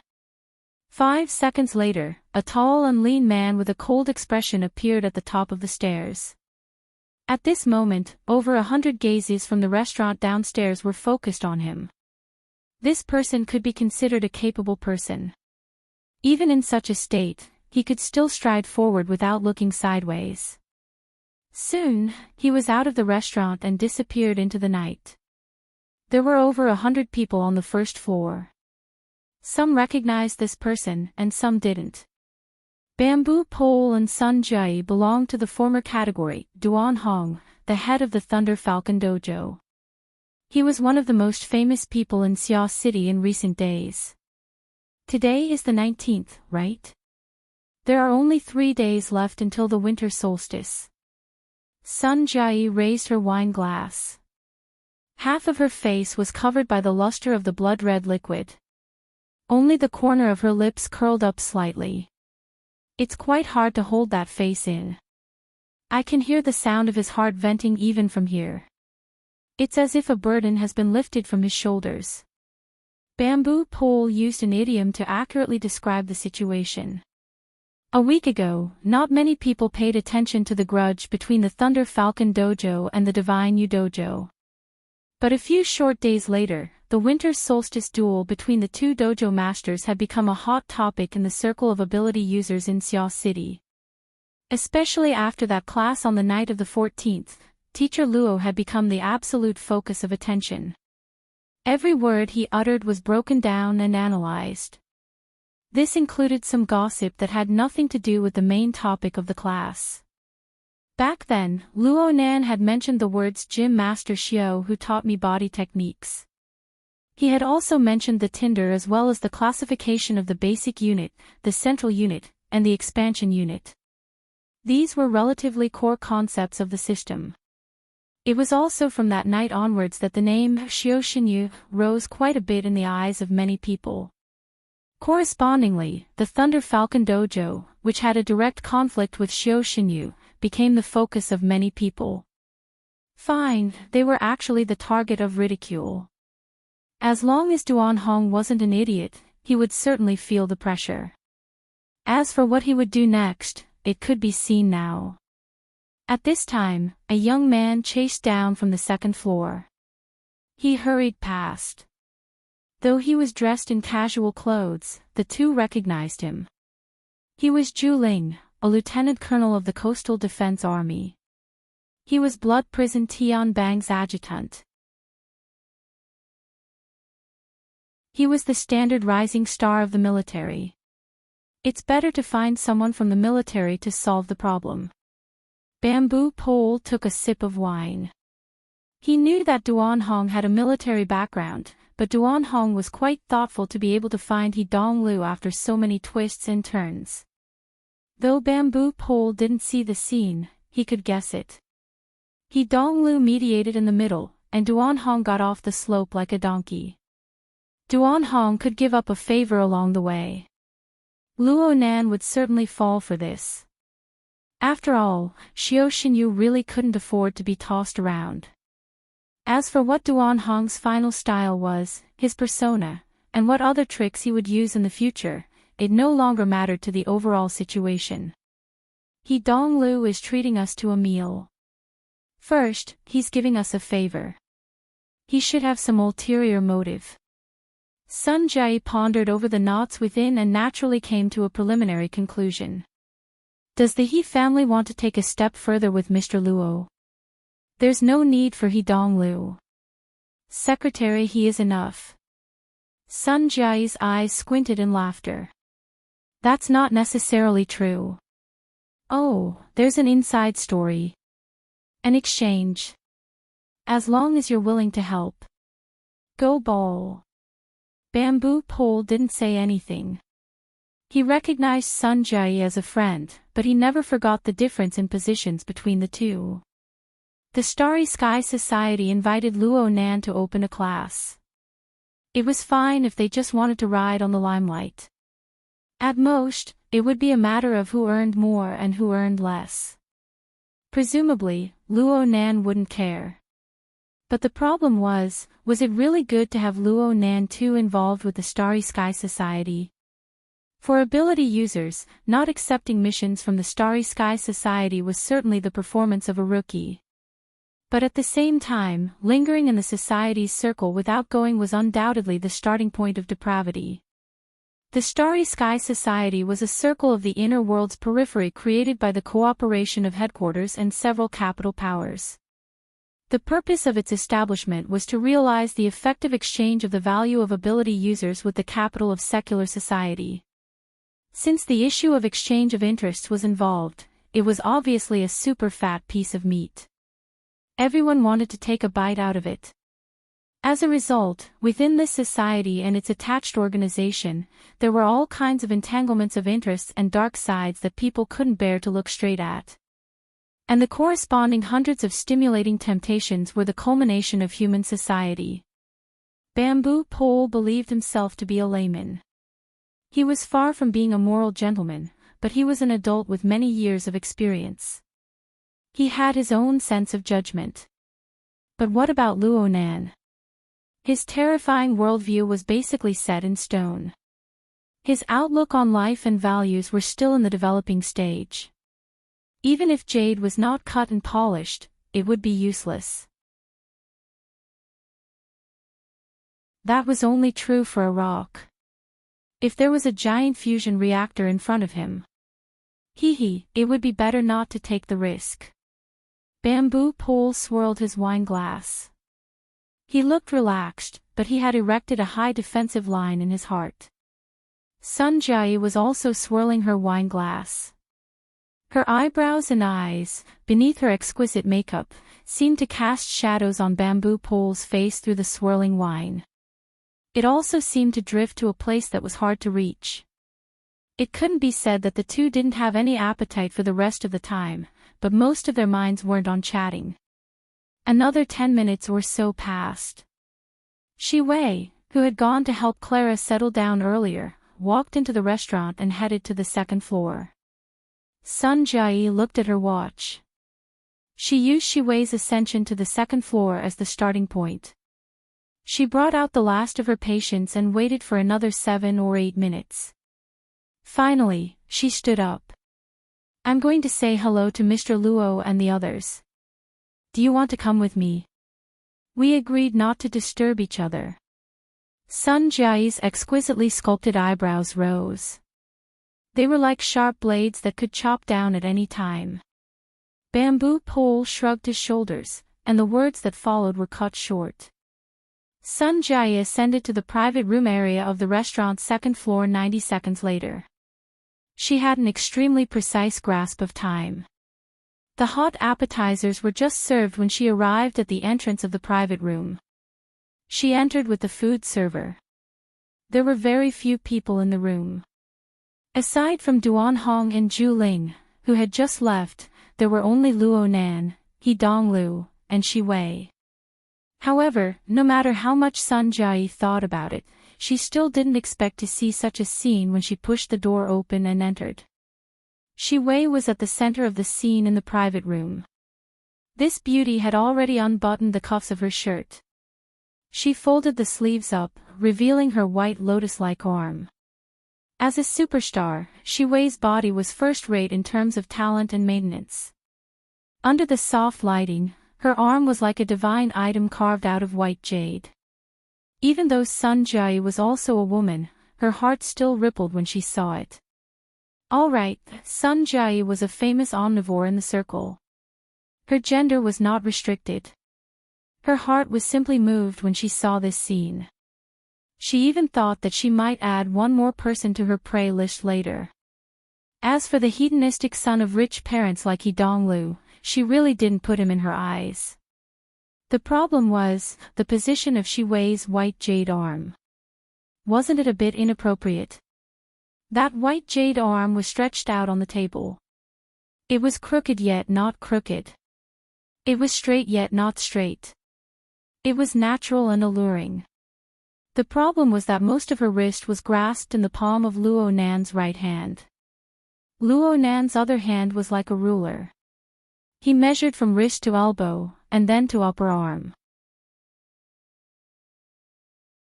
Please, you're not a fashion designer. What's the point of poking and prodding with your finger? Sun Jiayi's eyes were extremely sharp. She could see from the degree of creases on Shi Wei's clothes that this female star had already pulled out the hem of her shirt. If she were to straighten up right now, she might even be able to see a chunk of her belly. Describing such a scene as disheveled was not a problem at all. It didn't matter if this scene was seen by the food server, but it really wasn't appropriate for a famous supervisor to get involved. You're tuning in to the LoveLore Library YouTube channel. We're so grateful for your support, and don't forget to subscribe to join us on this incredible journey through captivating stories. Your generosity through donations truly makes a world of difference, as it's the primary source of revenue that allows me to expand and enhance this channel for you. Thank you from the bottom of my heart for being a part of this adventure.